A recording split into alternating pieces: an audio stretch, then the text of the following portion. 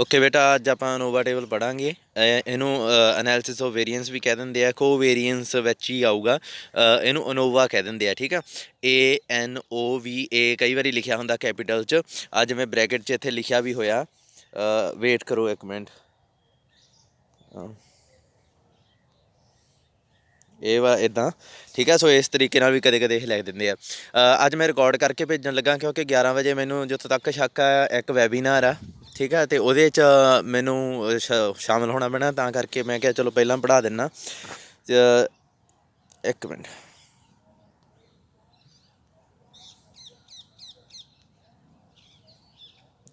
ਮੈਂ ਪਹਿਲਾਂ ਕਦੇ ਚਲਾਈ ਨਹੀਂ ਇਹ ਚੀਜ਼। ਹਾਂ ਠੀਕ ਹੈ, ਚਲੋ ਐਨਾਲਿਸਿਸ ਆਫ ਵੇਰੀਐਂਸ ਪੜ੍ਹਦੇ ਹਾਂ। ਜਿਵੇਂ ਇਹ ਕੀ ਹੁੰਦਾ, ਸਭ ਤੋਂ ਪਹਿਲਾਂ ਤਾਂ ਰਾਜ ਜਿਹੜੀ ਪਿਛਲਾ ਕੰਮ ਸੀਗਾ ਨਾ, ਉਹ ਆਹ ਜਿਹੜਾ ਫੋਲੋਇੰਗ ਡਾਇਗਰਾਮ ਹਾਈਪੋਥੇਸਿਸ ਟੈਸਟਿੰਗ ਹੈ, ਇਹ ਥੋੜ੍ਹਾ ਜਿਹਾ ਕੰਮ ਆ ਜਿਹੜਾ ਇਹ ਤੁਸੀਂ ਆਪ ਕਰ ਲਿਓ, ਕਿਉਂਕਿ ਇਹ ਸਾਰਾ ਤੁਹਾਨੂੰ ਸਮਝ ਲੱਗ ਜੂਗਾ ਈਜ਼ੀਲੀ, ਕਿਉਂਕਿ ਆਪਾਂ ਪ੍ਰੋਸੀਜਰ ਆ ਜਿਹੜਾ ਇੱਕ ਤਰੀਕੇ ਨਾਲ ਡਿਸਕਸ ਕਰ ਲਿਆ। ਅਤੇ ਜਿਵੇਂ ਹੁਣ ਆਹ ਵਾਲੀ ਚੀਜ਼ ਸੀਗੀ ਹੈ ਨਾ, ਇਹਦੇ 'ਚ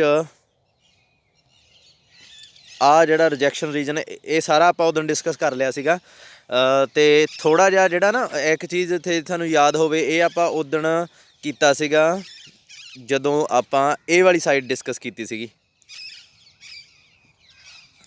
ਠੀਕ ਆ। ਮਤਲਬ ਆਪਾਂ ਇੱਧਰਲੀ ਸਾਈਡ ਡਿਸਕਸ ਕੀਤਾ ਸੀਗਾ, ਅਤੇ ਦੂਸਰਾ ਜਿਹੜਾ ਕੰਮ ਆ ਨਾ ਉਹ ਸੇਮ ਆ, ਬਸ ਉਹ ਸਾਈਡ ਬਦਲ ਜਾਣੀ ਆ, ਠੀਕ ਹੈ। ਸਾਈਡ ਆਪਣੇ ਕੋਲੇ ਇੱਧਰਲੀ ਆ ਗਈ, ਦੂਸਰੇ ਪਾਸੇ ਆ ਜਾਣੀ ਹੈ। ਆਈ ਥਿੰਕ ਇਹ ਹੋ ਗਈ ਰਾਈਟ ਸਾਈਡ, ਹੈ ਨਾ। ਅਤੇ ਬਾਕੀ ਸਾਰਾ ਸੇਮ ਆ, ਤੁਸੀਂ ਇੱਕ ਵਾਰੀ ਕਰਕੇ ਦੇਖਿਓ। ਜਿਹੜਾ ਇੱਕ ਚੀਜ਼ ਉਦੋਂ ਥੋੜ੍ਹੀ ਜਿਹੀ ਰਹਿ ਗਈ ਸੀਗੀ ਡਿਸਕਸ ਕਰਨ ਵਾਲੀ, ਕਿ ਆਪਣਾ ਜਿਹੜਾ ਏਰੀਆ ਇਹ ਡਿਵਾਈਡ ਕੀਤਾ ਹੋਇਆ, ਜਿਹੜਾ ਇਹ ਵਾਲਾ ਏਰੀਆ ਇਹ ਕਿਵੇਂ ਆਉਂਦਾ ਵਾ। ਜਿਵੇਂ ਇਹਨਾਂ ਨੇ ਮੰਨ ਲਓ ਇਹਨਾਂ ਨੇ ਆਹ ਏਰੀਆ ਇੱਧਰ ਛੱਡ ਲਿਆ ਥੋੜ੍ਹਾ ਜਿਹਾ, ਕਿੰਨਾ ਇਹ 0.05, ਠੀਕ ਆ। ਅਤੇ ਬਾਕੀ ਦਾ ਜਿਹੜਾ ਏਰੀਆ ਉਹ ਕਿੰਨਾ ਬਚ ਗਿਆ ਹੁਣ, ਬਾਕੀ ਦਾ ਬਚ ਗਿਆ 0.95, ਅਤੇ 0.95 ਚੋਂ ਇਹਨਾਂ ਨੇ ਆਹ ਜਿਹੜੀ ਲਾਈਨ ਆਫ ਸਿਮਟਰੀ ਹੈ ਇਹ ਅੱਧ 'ਤੇ ਹੁੰਦੀ ਆ। ਸੋ ਓਬਵੀਅਸਲੀ ਫਿਰ ਜਿਹੜਾ ਇੱਧਰਲਾ ਉਹ ਅਤੇ ਇੱਧਰਲਾ ਇਹ ਅੱਧਾ ਨਹੀਂ ਹੋਣਾ, ਆਹ ਵਾਲਾ ਜਿਹੜਾ ਇਹ ਪੂਰੇ ਦਾ ਅੱਧ ਆ। ਜਿੱਥੋਂ ਤੱਕ ਮੈਨੂੰ ਲੱਗਦਾ ਇਹਨਾਂ ਨੇ ਮਿਸਪ੍ਰਿੰਟ ਕੀਤਾ ਹੋਇਆ।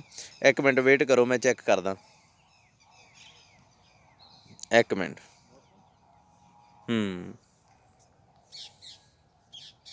ਹਾਂ ਮਿਸਪ੍ਰਿੰਟ ਆ, ਆਹ ਦੇਖੋ ਨਾ ਇੱਧਰ 0.50 ਹੁੰਦਾ, ਇਹ 0.05 ਨਹੀਂ ਹੁੰਦਾ। ਸੋ ਉੱਥੇ ਗਲਤ ਕੀਤਾ ਹੋਇਆ ਉਹਨਾਂ ਨੇ, ਉਹ ਵੀ ਠੀਕ ਕਰ ਲਿਓ। ਚਲੋ ਇੱਥੇ ਹੀ ਡਿਸਕਸ ਕਰ ਲੈਂਦੇ ਹਾਂ ਆਹ ਵਾਲੀ ਚੀਜ਼ 'ਤੇ ਹੀ। ਜਦੋਂ ਮੰਨ ਲਓ ਆਪਣੇ ਕੋਲ ਇੱਧਰਲਾ 0.05 ਤਾਂ ਇੱਕ ਪਾਸੇ ਰਹਿ ਗਿਆ, ਹੈ ਨਾ। ਇਹ ਕਿਉਂ ਆਇਆ ਸੀ ਇਹ ਤੁਹਾਨੂੰ ਮੈਂ ਉਦੋਂ ਹੀ ਸਮਝਾਤਾ ਸੀਗਾ।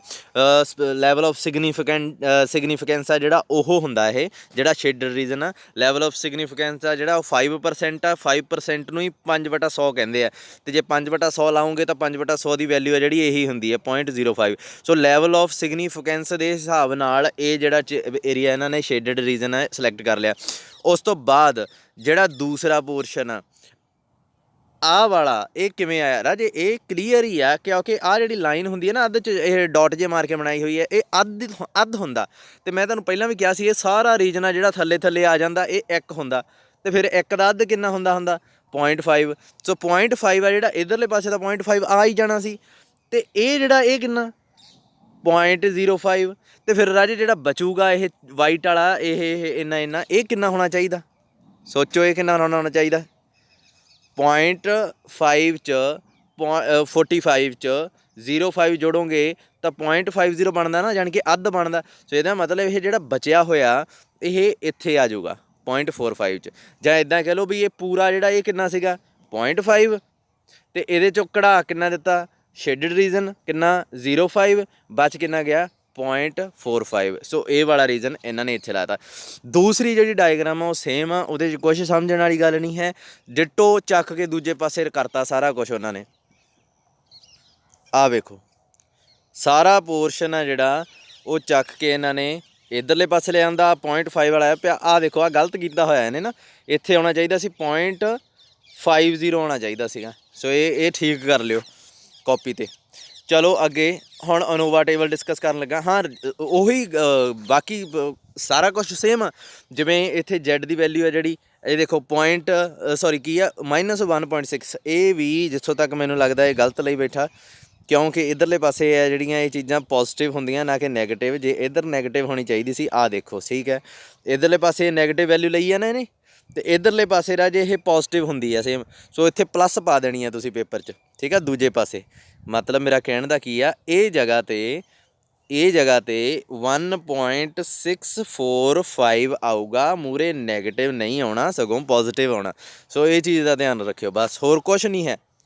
ਆਹ ਗਲਤੀ ਕੱਢ ਲਿਓ, ਇੱਕ ਆਹ ਗਲਤੀ ਕੱਢ ਲਿਓ।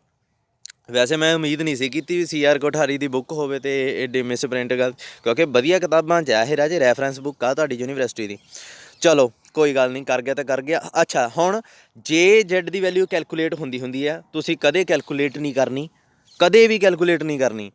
ਬਸ ਇਹ ਆ ਕਿ ਤੁਹਾਨੂੰ ਪਤਾ ਹੋਣਾ ਚਾਹੀਦਾ ਵੀ ਕੈਲਕੂਲੇਟ ਹੁੰਦੀ ਆ, ਠੀਕ ਹੈ। ਹੁਣ ਕਿਵੇਂ ਕੈਲਕੂਲੇਟ ਹੁੰਦੀ ਆ, ਉਹ ਕੋਈ ਤਰੀਕੇ ਹੁੰਦੇ ਆ, ਬਹੁਤ ਹੁੰਦੇ ਆ। ਕੁਛ ਵੈਲਿਊ T ਲੱਭਣੀ ਹੁੰਦੀ ਆ, ਸਟੈਂਡਰਡ ਐਵੀਏਸ਼ਨ ਲੱਭਣਾ ਹੁੰਦਾ, ਸੈਂਪਲ ਦਾ ਸਟੈਂਡਰਡ ਐਵੀਏਸ਼ਨ ਲੱਭਣਾ ਹੁੰਦਾ, ਬਹੁਤ ਤਰੀਕੇ ਹੁੰਦੇ ਆ।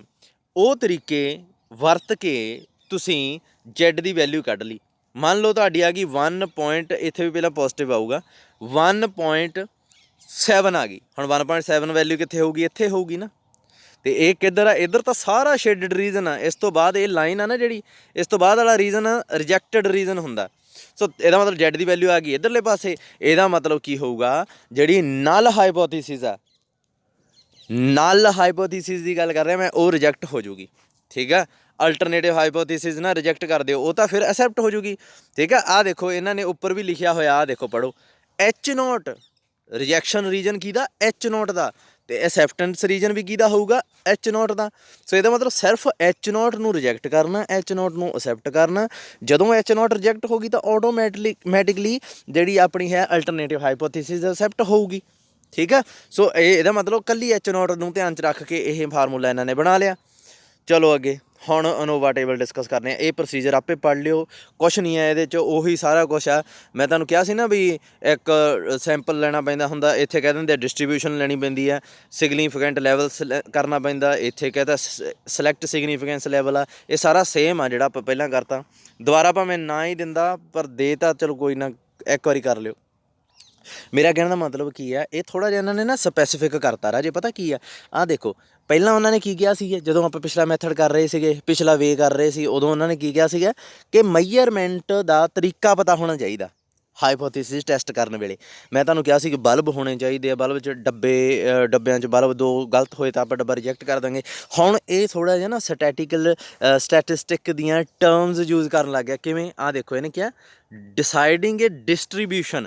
ਸੋ ਹੁਣ ਇਹ ਵੇ ਨਹੀਂ ਕਹਿ ਰਿਹਾ, ਅੱਗੇ ਉਹਨੇ ਕਹਤਾ ਸੀ ਕਿ ਡਿਸਾਈਡਿੰਗ ਏ ਵੇ, ਮਤਲਬ ਕੋਈ ਮੈਥਡ, ਕੋਈ ਫਾਰਮੂਲਾ। ਹੁਣ ਇਹ ਫਾਰਮੂਲਾ ਨਹੀਂ ਕਹਿ ਰਿਹਾ ਇਹਨਾਂ ਨੂੰ, ਕਿਉਂਕਿ ਪਤਾ ਵੀ ਤੁਹਾਨੂੰ ਪਤਾ ਵੀ ਸਟੈਟਿਕਸ 'ਚ ਜਿਹੜੇ ਵੇ ਨਹੀਂ ਹੁੰਦੇ, ਸਟੈਟਿਕਸ 'ਚ ਡਿਸਟਰੀਬਿਊਸ਼ਨ ਹੁੰਦੀਆਂ ਜਿਹੜੀਆਂ ਆਪਣੀ ਹੈਲਪ ਕਰਦੀਆਂ। ਇੱਕ ਚੀਜ਼ ਦੇਖੋ, ਜਿਹੜਾ ਇਹ ਹੈ ਨਾ, ਆਹ ਜਿਹੜਾ ਗ੍ਰਾਫ ਬਣਿਆ ਹੋਇਆ, ਇਹ ਹੈਲਪ ਕਰ ਰਹੀ ਹੈ ਕੋਈ ਚੀਜ਼ ਆਪਣੀ, ਕਿਹੇ ਜੀ ਇਹ ਇਸ ਤਰ੍ਹਾਂ ਬੈਲ ਸ਼ੇਪ ਬਣੀ ਹੋਈ ਹੈ ਰਾਜੇ। ਇਹ ਆ ਨਾ ਜਿਹੜੀ, ਇਹ ਨੋਰਮਲ ਡਿਸਟਰੀਬਿਊਸ਼ਨ ਆ, ਨੋਰਮਲ ਡਿਸਟਰੀਬਿਊਸ਼ਨ, ਠੀਕ ਹੈ। ਸੋ ਇਸ ਤਰ੍ਹਾਂ ਦੀਆਂ ਜਿਹੜੀਆਂ ਡਿਸਟਰੀਬਿਊਸ਼ਨ ਆ, ਕਦੇ T ਡਿਸਟਰੀਬਿਊਸ਼ਨ ਆ ਗਈ, ਕਿਤੇ Z ਡਿਸਟਰੀਬਿਊਸ਼ਨ ਆ ਗਈ, ਕਿਤੇ ਪੋਇਜ਼ਨ ਡਿਸਟਰੀਬਿਊਸ਼ਨ ਆ ਗਈ, ਕਿਤੇ ਬਾਈਨੋਮੀਅਲ ਡਿਸਟਰੀਬਿਊਸ਼ਨ ਆ ਗਈ। ਸੋ ਡਿਸਟਰੀਬਿਊਸ਼ਨਾਂ ਹੈਲਪ ਕਰਦੀਆਂ ਆਪਣੀਆਂ। ਸੋ ਇਹਦਾ ਮਤਲਬ ਕੀ ਹੈ ਕਿ ਉਹਨੇ ਤਾਂ ਅਗਲੇ, ਹੁਣ ਜਿਹੜਾ ਅਗਲਾ ਨਾ ਇਹ ਪ੍ਰੋਸੀਜਰ ਆ, ਪੇਪਰ 'ਚ ਤੁਸੀਂ ਇਹ ਲਿਖਣਾ, ਠੀਕ ਹੈ। ਪਰ ਕਿਉਂਕਿ ਇਹ ਥੋੜ੍ਹਾ ਜਿਹਾ ਸਪੈਸੀਫਿਕ ਆ, ਉਹ ਵੀ ਲਿਖ ਸਕਦੇ ਹੋ, ਮੈਨੂੰ ਇੱਕੋ ਜਿਹੇ ਹੀ ਲੱਗਦੇ ਆ, ਕੋਈ ਏਡਾ ਖਾਸ ਫਰਕ ਨਹੀਂ ਹੈ। ਆਹ ਦੇਖੋ ਡਿਸਾਈਡਿੰਗ ਏ ਡਿਸਟਰੀਬਿਊਸ਼ਨ, ਥੋੜ੍ਹਾ ਜਿਹਾ ਵਰਡ ਪੜ੍ਹ ਕੇ ਦੇਖਿਓ, ਥੋੜ੍ਹਾ ਜਿਹਾ ਨਾ ਵਧੀਆ ਬਣਿਆ ਪਿਆ ਹੋਊਗਾ ਉਦੋਂ, ਥੋੜ੍ਹਾ ਜਿਹਾ ਬਈ ਜਿਵੇਂ ਕਹਿ ਲਓ ਕਿ ਲੈਵਲ ਉੱਪਰਲਾ।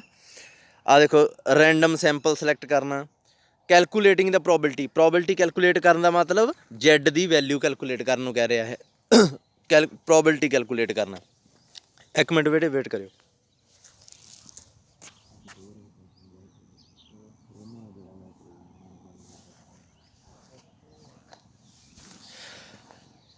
ਅੱਛਾ, ਜਿਵੇਂ ਹੁਣ ਪ੍ਰੋਬਿਲਿਟੀ ਹੈ ਨਾ, ਪ੍ਰੋਬਿਲਿਟੀ Z ਦੀ ਵੈਲਿਊ ਜਿਹੜੀ ਹੈ ਆਊਗੀ, ਉਹਨੂੰ ਕਹਿ ਰਿਹਾ ਹੈ ਪ੍ਰੋਬਿਲਿਟੀ ਫਾਈਂਡ ਆਊਟ ਕਰੋ, ਕੈਲਕੂਲੇਸ਼ਨ ਕਰੋ ਪ੍ਰੋਬਿਲਿਟੀ ਦੀ। ਦੈਨ ਉਹ ਕਹਿੰਦੇ ਆ, ਇੱਕ ਮਿੰਟ, ਆਹ ਦੇਖੋ ਕੰਪੇਅਰਿੰਗ ਦਾ ਪ੍ਰੋਬਿਲਿਟੀ ਨੂੰ ਕੰਪੇਅਰ ਕਰਨਾ। ਹੁਣ ਕੰਪੇਅਰ ਕਰਨ ਵਾਸਤੇ ਕੀ ਕਿਹਾ ਹੋਇਆ ਇਹਨਾਂ ਨੇ, ਉਹੀ ਚੀਜ਼ ਅਸੈਪਟੈਂਸ ਰੀਜਨ ਰਿਜੈਕਟੈਂਸ ਰੀਜਨ ਹੈ ਜਿਹੜਾ, ਉਹਦੇ ਹਿਸਾਬ ਨਾਲ ਸਮਝਾਇਆ ਹੋਇਆ ਵੀ ਕੰਪੇਅਰ ਕਿਵੇਂ ਕਰੀਦੀ ਆ। ਠੀਕ ਹੈ, ਤੁਸੀਂ ਰਾਜੇ ਭਾਵੇਂ ਇਹਨਾਂ ਨੇ ਦੇਖੋ ਇੱਥੇ ਇੱਕ ਮਿੰਟ, ਯੈਟ ਦ ਸਟੈਪ ਕੰਸਿਸਟ ਕੰਪੇਅਰਿੰਗ ਦ ਪ੍ਰੋਬਿਲਿਟੀ ਦਸ calculator which is specific value of alpha. ਹੁਣ ਇਹ ਜਿਹੜੀ ਚੀਜ਼ ਨਾ, ਇਹ ਅਲਫਾ ਕੀ ਸੀਗਾ ਇੱਥੇ,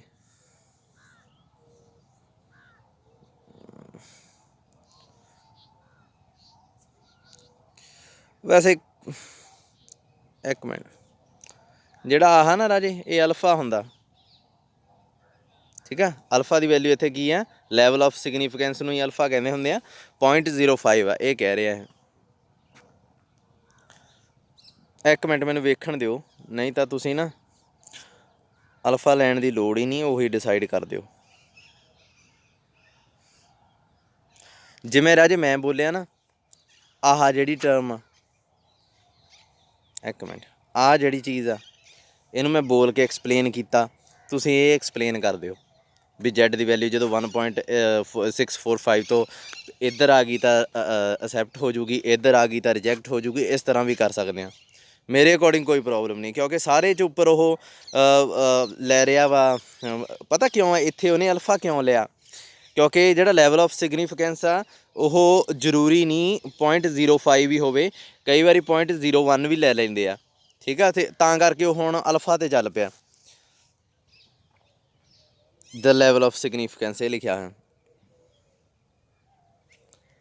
ਆਹ ਦੇਖੋ।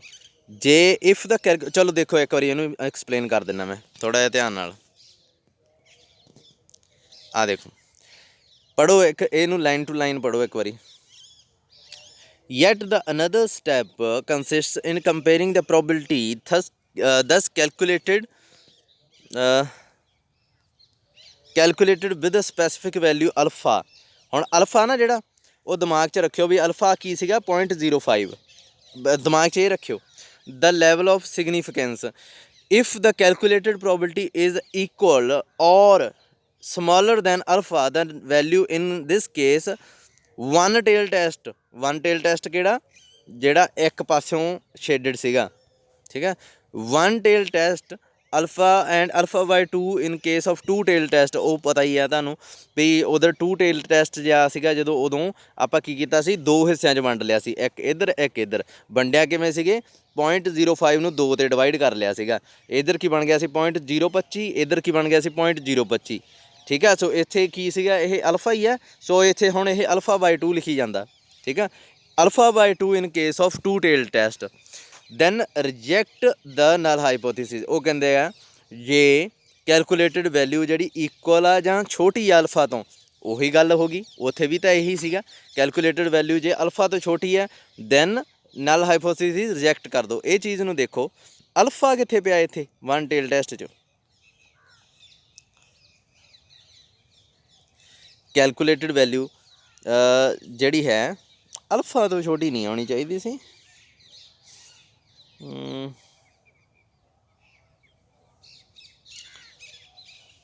ਇੱਕ ਮਿੰਟ ਵੇਟ ਕਰੋ ਯਾਰ। ਪਤਾ ਕੀ ਹੈ ਰਾਜੇ, ਇੱਥੇ ਨਾ ਤੁਹਾਡੇ ਕੋਲ ਜ਼ੈਡ ਦੀ ਵੈਲਿਊ ਆਊਗੀ ਇੱਕ, ਮੰਨ ਲਓ ਆ ਕਿ 2।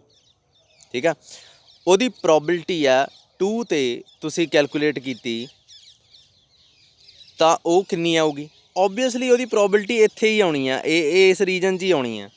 ਠੀਕ ਆ, ਤਾਂ ਉਹ ਰਿਜੈਕਟ ਹੋ ਜਾਂਦਾ ਹੁੰਦਾ ਫਿਰ ਰੀਜਨ। ਇਹਨੂੰ ਨਾ ਪਤਾ ਕੀ ਆ, ਨੋਟੇਸ਼ਨਸ ਬਦਲਣੀਆਂ ਨਹੀਂ ਸੀ ਚਾਹੀਦੀਆਂ, ਤਾਂ ਥੋੜ੍ਹਾ ਜਿਹਾ ਮੈਨੂੰ ਗੜਬੜ ਲੱਗ ਰਹੀ ਹੈ ਇਹਦੇ 'ਚ। ਇੱਕ minute, small if the calculated probability,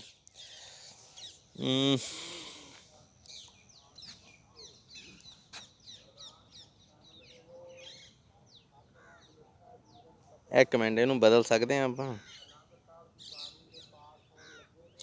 ਆਹ ਲਾਈਨਾਂ ਨਾ ਰਾਜੇ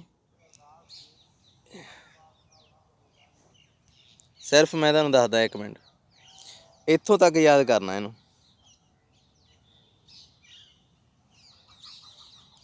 ਇੱਥੋਂ ਤੱਕ, ਠੀਕ ਆ, ਇੱਥੋਂ ਲੈ ਕੇ ਸਿਰਫ ਇੰਨਾ ਬਸ, ਇਹਦੇ ਨਾਲ ਕੰਪੇਅਰ ਹੋ ਜਾਣੀ ਹੈ ਪ੍ਰੋਬਿਲਟੀ ਆਪਣੀ। ਆਹ ਬਾਅਦ ਵਾਲਾ ਰਹਿਣ ਦਿਓ, ਇਹਦੀ ਲੋੜ ਨਹੀਂ ਗੀ।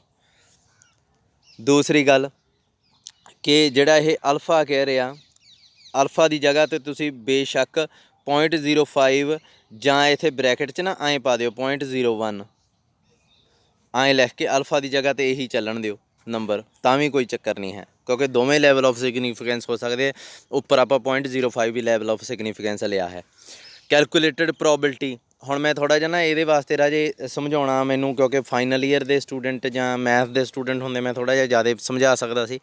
ਮੈਨੂੰ ਇਹ ਥੋੜ੍ਹਾ ਜਿਹਾ ਸਮਝਾਉਣਾ ਹੁਣ ਔਖਾ ਲੱਗ ਰਿਹਾ ਤੁਹਾਨੂੰ, ਬਈ ਮੈਂ ਕਿਵੇਂ ਦੱਸਾਂ ਵੀ ਇਹ ਕਿਹੜੀ ਪ੍ਰੋਬਿਲਟੀ ਹੈ ਨਾ, ਜਦੋਂ ਵੀ ਕਿਸੇ ਨੰਬਰ 'ਤੇ ਕੈਲਕੂਲੇਟ ਹੁੰਦੀ ਆ, ਕੋਈ ਆਨਸਰ ਆਉਂਦਾ ਹੁੰਦਾ ਆਪਣੇ ਕੋਲੇ, ਮੰਨ ਲਓ ਇੱਥੇ 3 ਆ ਗਿਆ, ਇੱਥੇ ਪ੍ਰੋਬਿਲਟੀ 1 ਆ ਗਈ। ਹੁਣ ਆਪਾਂ ਕੀ ਕਹਾਂਗੇ 1 ਪ੍ਰੋਬਿਲਟੀ, ਚਲੋ ਛੱਡੋ ਯਾਰ, ਮੇਰੀ ਗੱਲ ਸੁਣੋ ਕਾਕੇ, ਤੁਸੀਂ ਨਾ, ਨਹੀਂ ਤੁਹਾਨੂੰ ਕੈਚ ਨਹੀਂ ਹੋਣੀ ਇਹ ਗੱਲ, ਮੈਂ ਸਮਝਾ ਸਕਦਾ ਪਰ ਤੁਹਾਨੂੰ ਕੈਚ ਨਹੀਂ ਹੋਣੀ। ਤੁਸੀਂ ਆਹ ਜਿਹੜੀ ਮੈਂ ਡਾਇਗਰਾਮ ਐਕਸਪਲੇਨ ਕੀਤੀ ਹੈ ਨਾ, ਐਂਡ ਵਾਲੇ ਸਟੈਪ 'ਚ ਉਹੀ ਡਿਟੋ ਚੱਕ ਦਿਓ, ਠੀਕ ਆ। ਜਿਹੜਾ ਆਹ ਸਾਰਾ ਆਰਟੀਕਲ ਲਿਖਣਾ ਲਿਖ ਦਿਓ, ਜਿਵੇਂ ਆਹ ਐਂਡ ਵਾਲਾ ਪੁਆਇੰਟ ਆ ਜਿਹੜਾ, ਉਹਦੀ ਗੱਲ ਕਰ ਲਿਆ ਕੈਲਕੂਲੇਸ਼ਨ ਆਫ ਪ੍ਰੋਬਿਲਟੀ 'ਚ। ਜਿਹੜਾ ਲਾਸਟ 'ਤੇ ਮੈਂ ਐਕਸਪਲੇਨ ਕੀਤਾ, ਵੀਡੀਓ ਅੱਜ ਰਿਕਾਰਡਡ ਹੀ ਆ, ਦੁਬਾਰਾ ਸੁਣ ਲਿਓ ਭਾਵੇਂ, ਵੀ ਜਿਵੇਂ Z ਦੀ ਵੈਲਿਊ ਆ ਜਿਹੜੀ ਇਹਦੇ ਤੋਂ ਛੋਟੀ ਆ ਗਈ, ਆਹ ਦੇਖੋ ਆਹ ਚੀਜ਼ ਆ, Z ਦੀ ਵੈਲਿਊ ਜਦੋਂ ਇਹਦੇ ਤੋਂ ਛੋਟੀ ਆ ਗਈ, ਠੀਕ ਆ, ਤਾਂ ਇਹ ਰਿਜੈਕਟ ਹੋ ਜਾਊਗਾ, ਸੌਰੀ ਐਕਸੈਪਟ ਹੋ ਜਾਊਗਾ। ਜੇ ਵੱਡੀ ਆ ਗਈ ਤਾਂ ਰਿਜੈਕਟ ਹੋ ਜਾਊਗਾ। ਬਸ ਇਹ ਚੀਜ਼ ਐਂਡ 'ਤੇ ਕੈਲਕੂਲੇਟ ਕਰ ਦਿਓ, ਠੀਕ ਆ। ਜਾਂ ਐਂ ਲਿਖ ਦਿਓ, by comparing probabilities we can check that which is the acceptance region and which is the rejection region, ਠੀਕ ਆ। ਜਾਂ ਆਪਾਂ ਕਹਿ ਸਕਦੇ ਹਾਂ ਕਿ we can take a decision that the null hypothesis is rejected or accepted. ਬਸ ਸਿੱਧੀ ਜੀ ਗੱਲ ਆ।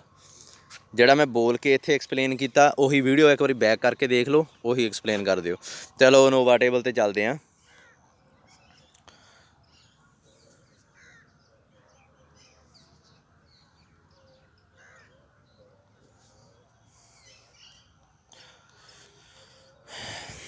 ਅਨੋਵਾ ਕੀ ਹੁੰਦਾ? ਅਨੈਲਿਸਿਸ ਆਫ ਵੇਰੀਐਂਸ ਮਤਲਬ ਵੇਰੀਏਸ਼ਨ। ਹੁਣ ਇੱਕ ਚੀਜ਼ ਹੈ ਰਾਜੇ, ਮੈਂ ਇਹਨੂੰ ਥੋੜ੍ਹੀ ਜਿਹੀ ਐਗਜ਼ਾਮਪਲ ਨਾਲ ਸਮਝਾਉਣ ਦੀ ਕੋਸ਼ਿਸ਼ ਕਰਦਾ। ਮੰਨ ਲਓ ਕਿਤੇ ਇੱਕ ਬਾਗ ਆ, ਠੀਕ ਆ, ਬਾਗ 'ਚ ਬੂਟੇ ਉੱਗੇ ਹੋਏ ਆ, ਕੁਛ ਵੀ ਲਾ ਲਓ, ਜਿਵੇਂ ਕਹਿ ਲਓ ਕਿ 5 ਏ ਕਿਸਮ ਦਾ ਘਾਹ, ਨਹੀਂ ਘਾਹ ਨਹੀਂ, ਛੱਡੋ, ਕੋਈ ਹੋਰ ਐਗਜ਼ਾਮਪਲ ਲਓ, ਚਲੋ ਸਿਓ ਅਤੇ ਸੰਤਰੇ ਲਾ ਲਓ, ਠੀਕ ਆ। ਮੰਨ ਲਓ ਇੱਕ ਬਾਗ ਆ, ਉਹਦੇ 'ਚ 2 ਆਪਣੇ ਹੈਗੇ ਆ ਬੂਟੇ ਸਿਓਆਂ ਦੇ ਲੱਗੇ ਹੋਏ ਆ, 3 ਸੰਤਰਿਆਂ ਦੇ, ਠੀਕ ਆ।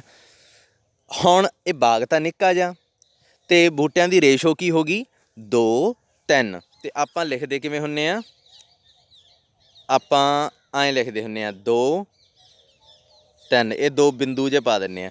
ਇਹਦਾ ਮਤਲਬ 2 ਆ ਜਿਹੜੇ ਐਪਲ ਹੋ ਗਏ, ਇਹ ਔਰੇਂਜ ਹੋ ਗਏ, 3 ਮਤਲਬ। ਅੱਛਾ ਹੁਣ ਅੱਗੇ ਕੀ ਆ, ਤੁਸੀਂ 2 ਬਾਗ ਲੈ ਲਏ, ਹੁਣ ਪਹਿਲਾਂ ਇੱਕ ਬਾਗ ਸੀ, ਹੁਣ 2 ਲੈ ਲਿਆ। ਉਹਦੇ 'ਚ ਕੀ ਆ, ਉਹਦੇ 'ਚ ਵੀ ਸੇਮ ਹੀ ਰੇਸ਼ੋ ਆ, 2 ਐਪਲ ਆ, 2 3 ਦੂਸਰੇ ਹੋ ਗਏ ਔਰੇਂਜ ਹੋ ਗਏ। ਹੁਣ ਕੀ ਕੀਤਾ, ਜਿਹੜੇ ਇਹ 2 ਬਾਗ ਸੀ ਅੱਡ ਅੱਡ ਪਏ ਸੀਗੇ, ਇਹਨਾਂ ਦੀ ਜਿਹੜੀ ਵਿਚਾਲੇ ਵਾਲੀ ਲਾਈਨ ਖ਼ਤਮ ਕਰਤੀ, ਠੀਕ ਆ। ਹੁਣ ਮੈਨੂੰ ਦੱਸੋ, ਇਸ ਬਾਗ ਵਿੱਚ ਜਦੋਂ ਵਿਚਾਲੇ ਵਾਲੀ ਲਾਈਨ ਹੀ ਖ਼ਤਮ ਹੋ ਗਈ, ਫਿਰ ਇਹ 2 ਤੋਂ 1 ਹੋ ਗਿਆ। ਇਹਦੇ 'ਚ 4 ਐਪਲ ਦੇ ਹੋ ਗਏ ਹੁਣ, ਠੀਕ ਆ, ਅਤੇ ਔਰੇਂਜ ਕਿੰਨੇ ਹੋ ਗਏ 6 ਹੋ ਗਏ, ਠੀਕ ਆ। ਪਰ ਇੱਕ ਚੀਜ਼ ਯਾਦ ਰੱਖਿਓ ਰਾਜੇ, ਰੇਸ਼ੋ ਦੇਖੋ ਕਿੰਨੀ ਆ, ਬਿੰਦੂ ਪਾ ਦਿਓ ਇੱਥੇ, ਠੀਕ ਹੈ। ਇਹ ਰੇਸ਼ੋ ਹੋ ਗਈ 4 ਅਤੇ 6 ਦੀ। ਪਰ ਜਦੋਂ ਵੀ ਰੇਸ਼ੋ ਚੈੱਕ ਕਰਨੀ ਆ ਰਾਜੇ, ਆਪਾਂ ਐਂ ਚੈੱਕ ਕਰਦੇ ਹਾਂ, 4/6, ਇਹ ਕਿੰਨਾ ਆਊਗਾ, 2 ਦੂਣੀ 4, 3 ਦੂਣੀ 6, ਅਤੇ ਇਹ ਤਾਂ 2/3 ਹੀ ਬਣ ਗਈ। ਜਾਣੀ ਕਿ 4 ਅਤੇ 6 ਰੇਸ਼ੋ ਆ ਜਿਹੜੀ, ਉਹ 2-3 ਰੇਸ਼ੋ ਹੀ ਹੁੰਦੀ ਹੈ, ਠੀਕ ਹੈ। ਇਹਦਾ ਮਤਲਬ ਤਾਂ ਕੋਈ ਫਰਕ ਹੀ ਨਹੀਂ ਪਿਆ। ਹੁਣ ਕੀ ਆ, ਤੁਸੀਂ ਇਹ ਜਿਹੇ 3 ਬਾਗ ਮਿਲਾਤੇ, ਠੀਕ ਹੈ, ਇਹ ਵੀ 2-3 ਸੀਗਾ, ਇਹ ਵੀ ਇਹਦੇ 'ਚ ਵੀ 2-3 ਸੀ, ਇਹਦੇ 'ਚ ਵੀ 2-3 ਸੀ, ਮਤਲਬ ਕਿ ਇਹ 2 ਐਪਲ ਦੇ ਸੀਗੇ, 3 ਉਹਦੇ 'ਤੇ। ਪਰ ਤੁਸੀਂ ਕੀ ਕੀਤਾ, ਇਹ ਜਿਹੜੀਆਂ ਇਹਦੇ ਵਿੱਚੋਂ ਬਾਊਂਡਰੀਜ਼ ਆ ਇਹ ਖ਼ਤਮ ਕਰਤੀਆਂ। ਹੁਣ ਕੀ ਹੋਊਗਾ, ਇਹ ਬਣ ਗਿਆ 1, ਐਪਲ ਕਿੰਨੇ ਆ ਗਏ 6, 2 2 2, 6 ਹੋ ਗਏ ਨਾ, ਅਤੇ ਆਪਣੇ ਔਰੇਂਜ 3 3 3 9। ਹੁਣ ਕੀ ਇਹ ਰੇਸ਼ੋ ਬਦਲ ਗਈ? ਨਹੀਂ ਬਦਲੀ। ਕਿਉਂ? ਦੇਖੋ 6/9 ਕੀ ਹੁੰਦਾ, 3 ਦੂਣੀ 6, 3 ਤੀਏ 9, ਇਹ ਤਾਂ ਫਿਰ 2-3 ਹੀ ਹੈ। ਇਹਦਾ ਮਤਲਬ ਕਿ ਜਦੋਂ ਆਪਾਂ ਜਿਵੇਂ ਜਿਵੇਂ ਬੂਟੇ ਵਧਾਈ ਆਪਣੇ ਪਾਰਕ ਕਹਤਾ ਬਾਗ ਆ ਜਿਹੜਾ ਉਹਦਾ ਸਾਈਜ਼ ਵੱਡਾ ਕਰੀ ਜਾਂਦੇ ਆ ਬੇਸ਼ੱਕ ਆਪਾਂ, ਪਰ ਰੇਸ਼ੋ ਤਾਂ ਬਦਲ ਹੀ ਨਹੀਂ ਰਹੀ। ਕੀ ਮੈਂ ਤੁਹਾਨੂੰ ਮੈਂ ਬਾਗ ਵੱਡਾ ਕਰਦੇ ਨਾ ਉਹਨੂੰ ਇੱਕ ਜੰਗਲ ਜਿੱਡਾ ਵੱਡਾ ਕਰਤਾ। ਮੰਨ ਲਓ ਹੁਣ ਉਹ ਬਣ ਗਿਆ ਇੱਕ ਸਿਟੀ ਜਿੱਡਾ, ਮੰਨ ਲਓ ਪੂਰੇ ਜਗਰਾਓਂ ਜਿੱਡਾ ਬਾਗ ਬਣ ਗਿਆ। ਹੁਣ ਮੈਂ ਤੁਹਾਨੂੰ ਕੁਐਸਚਨ ਕਰਦਾ ਵੀ ਦੱਸੋ ਮੈਨੂੰ ਕੀ ਰੇਸ਼ੋ ਹਜੇ ਵੀ 2:3 ਹੀ ਆ? ਮਤਲਬ ਸਮਝੇ? ਹੁਣ ਜਗਰਾਓਂ ਤਾਂ ਬਹੁਤ ਵੱਡਾ, ਹੁਣ ਇਹ ਤਾਂ ਹੈ ਨਹੀਂ ਵੀ ਤੁਸੀਂ ਐਪਲ ਅਤੇ ਉਹਦੇ ਸਿਓ ਅਤੇ ਸੰਤਰੇ ਗਿਣਦੇ ਫਿਰੋਗੇ ਦਰਖਤ। ਸਮਝ ਲੱਗ ਗਈ?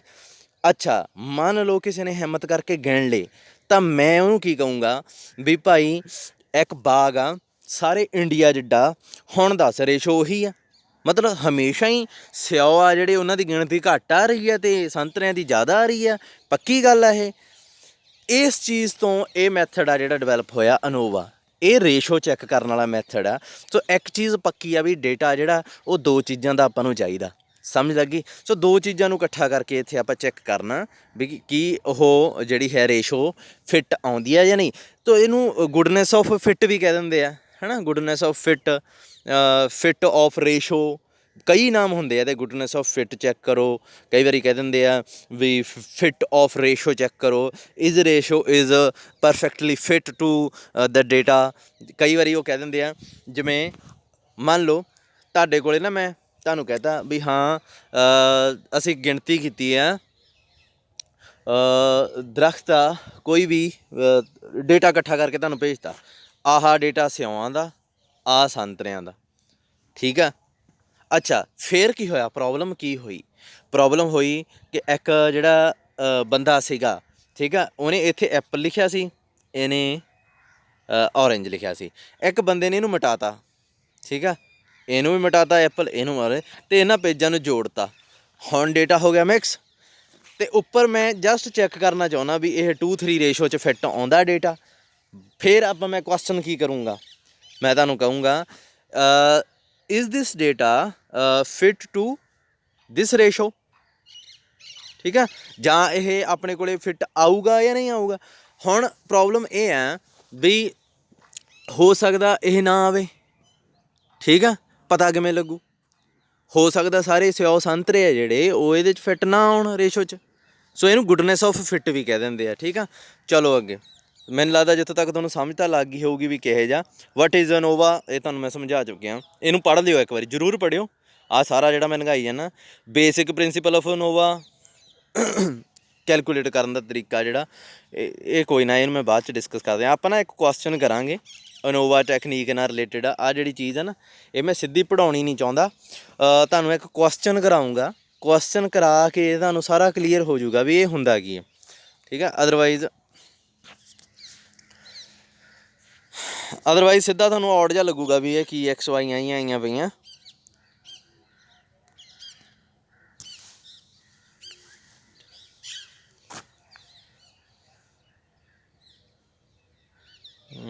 ਵੇਟ ਕਰੋ ਇੱਕ ਮਿੰਟ, ਕੁਐਸਚਨ ਆਉਣ ਦਿਓ। ਹਾਂ ਆਈ ਥਿੰਕ ਇਹ ਕੁਐਸਚਨ ਆ। ਇਹ ਕੁਐਸਚਨ ਆ ਰਾਜੇ, ਅਨੋਵਾ ਜਿਹੜਾ ਦੋ ਤਰ੍ਹਾਂ ਦਾ ਹੁੰਦਾ। ਸਭ ਤੋਂ ਪਹਿਲਾਂ ਇੱਕ ਹੁੰਦਾ 1 ਵੇ ਅਨੋਵਾ, ਇੱਕ ਹੁੰਦਾ 2 ਵੇ ਅਨੋਵਾ। ਸੋ ਇਹ 1 ਵੇ ਅਨੋਵਾ ਜਿਹੜਾ ਉਹ ਕਰਨ ਲੱਗੇ ਆ, ਇੱਕ ਵਾਰੀ ਮੈਂ ਵੈਰੀਫਾਈ ਕਰ ਲਾਂ ਵੀ ਇਹ ਵਾਕਈ 1 ਵੇ ਅਨੋਵਾ ਨਾ, ਇਹ ਨਾ ਹੋਵੇ ਵੀ ਆਪਾਂ ਸਾਰਾ ਕੁਐਸਚਨ ਕਰ ਲਈਏ। ਹਾਂ 2 ਵੇ ਅਨੋਵਾ ਆ ਗਿਆ, 1 ਵੇ ਅਨੋਵਾ ਆ ਗਿਆ। ਓਕੇ, ਸਭ ਤੋਂ ਪਹਿਲਾਂ ਕੁਐਸਚਨ ਸਟਾਰਟ। ਦੇਖੋ ਤੁਹਾਨੂੰ ਪੇਪਰ 'ਚ ਕੁਐਸਚਨ ਨਹੀਂ ਆਉਣਾ ਰਾਜੇ ਇਹਦਾ, ਮੈਂ ਸਮਝਾ ਰਿਹਾ ਸਿਰਫ ਕਿਉਂਕਿ ਇਹਦੇ ਨਾਲ ਮੈਥਡ ਸਮਝਣਾ ਥੋੜ੍ਹਾ ਜਿਹਾ ਸੌਖਾ ਹੁੰਦਾ। ਨਹੀਂ ਬੱਚਿਆਂ ਨੂੰ ਨਾ ਐਕਸ ਆਈ ਵਾਈ ਜੇ ਇਹਦੇ 'ਚ ਹੀ ਰੁਲ ਜਾਂਦੇ ਆ। ਦੇਖੋ, set up an analysis of variance table for the following per acre production data of 3 variables wheat each grown in 4 plots, state if the variety difference are significant। ਹਾਂ ਹੁਣ ਇੱਕ ਚੀਜ਼ ਆ, ਇਹ ਚੈੱਕ ਕਰਨ ਦੇ ਕੰਮ ਆਉਂਦਾ ਆਪਣੇ ਕੋਲੇ ਵੀ ਵਰਾਇਟੀ ਡਿਫਰੈਂਸ ਆ ਜਿਹੜਾ ਕੀ ਉਹ ਸਿਗਨੀਫਿਕੈਂਟ ਆ। ਹੁਣ ਇੱਕ ਚੀਜ਼ ਆ ਰਾਜੇ, ਇੱਕ ਚੀਜ਼ ਜੇ ਮੈਂ ਤੁਹਾਨੂੰ ਕਹਾਂ ਬਈ ਵੇਟ ਕਰੋ, ਮੈਂ ਤੁਹਾਨੂੰ ਕੀ ਐਗਜ਼ਾਮਪਲ ਸੋਚ ਰਿਹਾ ਮੈਂ, ਉਹਦੇ ਨਾਲ ਨਾ ਤੁਹਾਨੂੰ ਥੋੜ੍ਹਾ ਜਿਹਾ ਕਲੀਅਰ ਹੋ ਜਾਊਗਾ। ਵੀ ਇਹ ਕੁਛ ਰੇਸ਼ੋ ਵਰਗਾ ਹੀ ਹੈ ਕੰਮ। ਚਲੋ ਜਦੋਂ ਕੁਐਸਚਨ ਆਊਗਾ ਉਦੋਂ ਤੁਹਾਨੂੰ ਮੈਂ ਸਮਝਾ ਦੂੰਗਾ। ਇੱਕ ਹੋਰ ਚੀਜ਼ ਸਮਝੋ, ਅਨੋਵਾ ਇੱਕ ਐਪਲੀਕੇਸ਼ਨ ਤਾਂ ਪਹਿਲਾਂ ਮੈਂ ਐਪਲ ਅਤੇ ਔਰੇਂਜ ਵਾਲੀ ਐਗਜ਼ਾਮਪਲ ਦੇ ਕੇ ਤੁਹਾਨੂੰ ਅਨੋਵਾ ਦੀ ਸਮਝਾਤੀ ਹੈ ਨਾ, ਕਿ ਰੇਸ਼ੋ 'ਚ ਫਿੱਟ ਕਰਨਾ ਹੁੰਦਾ ਆਪਾਂ, ਅਤੇ ਆਪਾਂ ਨੂੰ ਪਤਾ ਲੱਗ ਜਾਂਦਾ ਉੱਥੋਂ ਦੇਖ ਕੇ ਵੀ ਇਸ ਫਲਾਨੀ ਰੇਸ਼ੋ 'ਚ ਫਿੱਟ ਆ ਗਿਆ, ਠੀਕ ਆ। ਪਰ ਜੇ ਤੁਸੀਂ ਦੇਖੋ ਉਹ ਰੇਸ਼ੋ ਆ ਜਿਹੜੀ, ਇਹ ਕੀ ਦੱਸ ਰਹੀ ਹੈ? ਕੀ ਤੁਹਾਨੂੰ ਇਸ ਰੇਸ਼ੋ ਤੋਂ ਪਤਾ ਲੱਗ ਰਿਹਾ 2 3 ਤੋਂ? ਇੱਕ ਬਹੁਤ ਵਧੀਆ ਚੀਜ਼ ਪਤਾ ਲੱਗ ਰਹੀ ਹੈ ਜੇ ਧਿਆਨ ਨਾਲ ਦੇਖੋ, ਉਹ ਇਹ ਹੈ ਕਿ ਜਿਹੜਾ ਹੈ ਐਪਲ ਆ ਉਹਨਾਂ ਦੀ ਗਿਣਤੀ ਹਮੇਸ਼ਾ ਹੀ ਘੱਟ ਆ ਰਹੀ ਹੈ, ਅਤੇ ਜਿਹੜੇ ਔਰੇਂਜ ਆ ਉਹ ਹਮੇਸ਼ਾ ਹੀ ਵੱਧ ਆਉਣਗੇ। ਡਿਫਰੈਂਸ, ਇੱਕ ਸਿਗਨੀਫਿਕੈਂਟ ਡਿਫਰੈਂਸ ਤੁਹਾਨੂੰ ਪਤਾ ਲੱਗ ਰਿਹਾ ਵੀ ਹੈਗਾ ਡਿਫਰੈਂਸ। ਕਈ ਵਾਰੀ ਡਿਫਰੈਂਸ ਨਹੀਂ ਹੁੰਦਾ, ਕਿਉਂ ਨਹੀਂ ਹੁੰਦਾ? ਕਦੋਂ ਨਹੀਂ ਹੋਣਾ ਸੀ ਡਿਫਰੈਂਸ? ਜੇ ਰੇਸ਼ੋ ਇਹੋ ਜਿਹੀ ਹੁੰਦੀ 2 ਇਕੁਅਲ, ਮਤਲਬ ਕੋਈ ਡਿਫਰੈਂਸ ਨਹੀਂ ਹੈ ਭਾਈ, ਦੋਵੇਂ ਇੱਕੋ ਜਿਹੀ ਆ, ਕੋਈ ਪ੍ਰੋਬਲਮ ਨਹੀਂ ਹੈ, ਠੀਕ ਹੈ। ਪਰ ਹੁਣ ਜਦੋਂ ਹਰ ਵਾਰ ਰੇਸ਼ੋ ਇਹ ਆ ਰਹੀ ਹੈ, ਇਹਦਾ ਮਤਲਬ ਕੋਈ ਵਜ੍ਹਾ, ਫਰਕ ਆ ਰਿਹਾ ਵਾ। ਸੋ ਇੱਥੇ ਆਪਾਂ ਜਿਹੜੇ ਸਾਇੰਟਿਸਟ ਆ ਉਹ ਕੰਮ ਕਰਨਾ ਸ਼ੁਰੂ ਕਰਨਗੇ ਵੀ ਐਪਲ ਆ ਜਿਹੜੇ ਉਹਦੀ ਪ੍ਰੋਡਕਸ਼ਨ ਕਿਉਂ ਘੱਟ ਹੋ ਰਹੀ ਆ। ਜੇ ਬਾਈ ਚਾਂਸ ਇੱਦਾਂ ਆ ਜਾਂਦਾ ਤਾਂ ਉਹਨਾਂ ਨੇ ਐਪਲ 'ਤੇ ਕੰਮ ਨਹੀਂ ਕਰਨਾ ਸੀ, ਨਾ ਹੀ ਔਰੇਂਜ 'ਤੇ ਕੰਮ ਕਰਨਾ ਸੀ, ਉਹਨਾਂ ਨੇ ਸ਼ਾਇਦ ਦੋਵਾਂ 'ਤੇ ਕੰਮ ਕਰਨਾ ਸੀ ਵੀ ਦੋਵਾਂ ਦੀ ਪੈਦਾਵਾਰ ਵਧਾਓ, ਕਿਉਂਕਿ ਦੋਵੇਂ ਘੱਟ ਲੱਗ ਰਹੇ ਆ। ਸੋ ਓਬਵੀਅਸਲੀ ਫਿਰ ਇਸ ਡੇਟਾ ਦੀ ਕੋਈ ਲੋੜ ਨਹੀਂ ਸੀ ਹੋਣੀ। ਸੋ ਇੱਥੋਂ ਆਪਾਂ ਨੂੰ ਕੀ ਪਤਾ ਲੱਗਦਾ? ਆਪਾਂ ਨੂੰ ਇਹ ਪਤਾ ਲੱਗਦਾ ਵੀ ਜਿਹੜਾ ਆਪਾਂ ਡੇਟਾ ਇਕੱਠਾ ਕੀਤਾ ਉਹਦੇ 'ਚ ਦੋਹਾਂ 'ਚ ਜਿਹੜਾ ਡਿਫਰੈਂਸ ਆ ਰਿਹਾ ਵਾ, ਕੀ ਉਹ ਵਾਕਈ ਹੈਗਾ ਜਾਂ ਸਿਰਫ ਫਲਕਚੁਏਸ਼ਨ ਆ? ਹੁਣ ਫਲਕਚੁਏਸ਼ਨਸ ਕੀ ਹੁੰਦੀਆਂ? ਹਰੇਕ ਡੇਟਾ 'ਚ ਕੁਛ ਫਲਕਚੁਏਸ਼ਨ ਹੁੰਦੀ ਹੈ। ਕਿਵੇਂ? ਮੰਨ ਲਓ 2 ਬੰਦਿਆਂ ਨੂੰ ਮੈਂ ਡੇਟਾ ਇਕੱਠਾ ਕਰਨ ਨੂੰ ਭੇਜਤਾ, ਠੀਕ ਹੈ। ਇੱਕ ਨੂੰ ਮੈਂ ਸਿਉਆਂ ਦੇ ਬਾਗ 'ਚ ਭੇਜਤਾ, ਇੱਕ ਨੂੰ ਮੈਂ ਸੰਤਰਿਆਂ ਦੇ ਜਗ੍ਹਾ 'ਤੇ ਭੇਜਤਾ, ਸੰਤਰੇ ਚੈੱਕ ਕਰਨ ਨੂੰ, ਗਿਣਤੀ ਕਰਨ ਨੂੰ।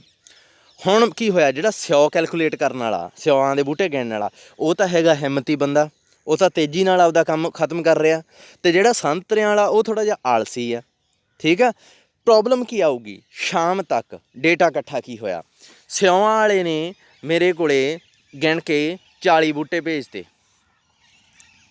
ਅਤੇ ਸੰਤਰੇ ਵਾਲਾ ਥੋੜ੍ਹਾ ਜਿਹਾ ਨਿਕੰਮਾ ਹੈ, ਅਤੇ ਉਹਨੇ ਕੀ ਆ, ਉਹਨੇ 30 ਬੂਟੇ ਭੇਜੇ। ਸੋ ਮੈਂ ਫਟਾਫਟ ਉਹਨੂੰ ਰੇਸ਼ੋ 'ਚ ਪਾ ਲਿਆ, ਅਤੇ ਰੇਸ਼ੋ ਜਦੋਂ ਚੈੱਕ ਕੀਤੀ 40/30 ਕਰਕੇ ਇਹ ਆ ਗਈ 4/3, ਜਾਣੀ ਕਿ 4:3।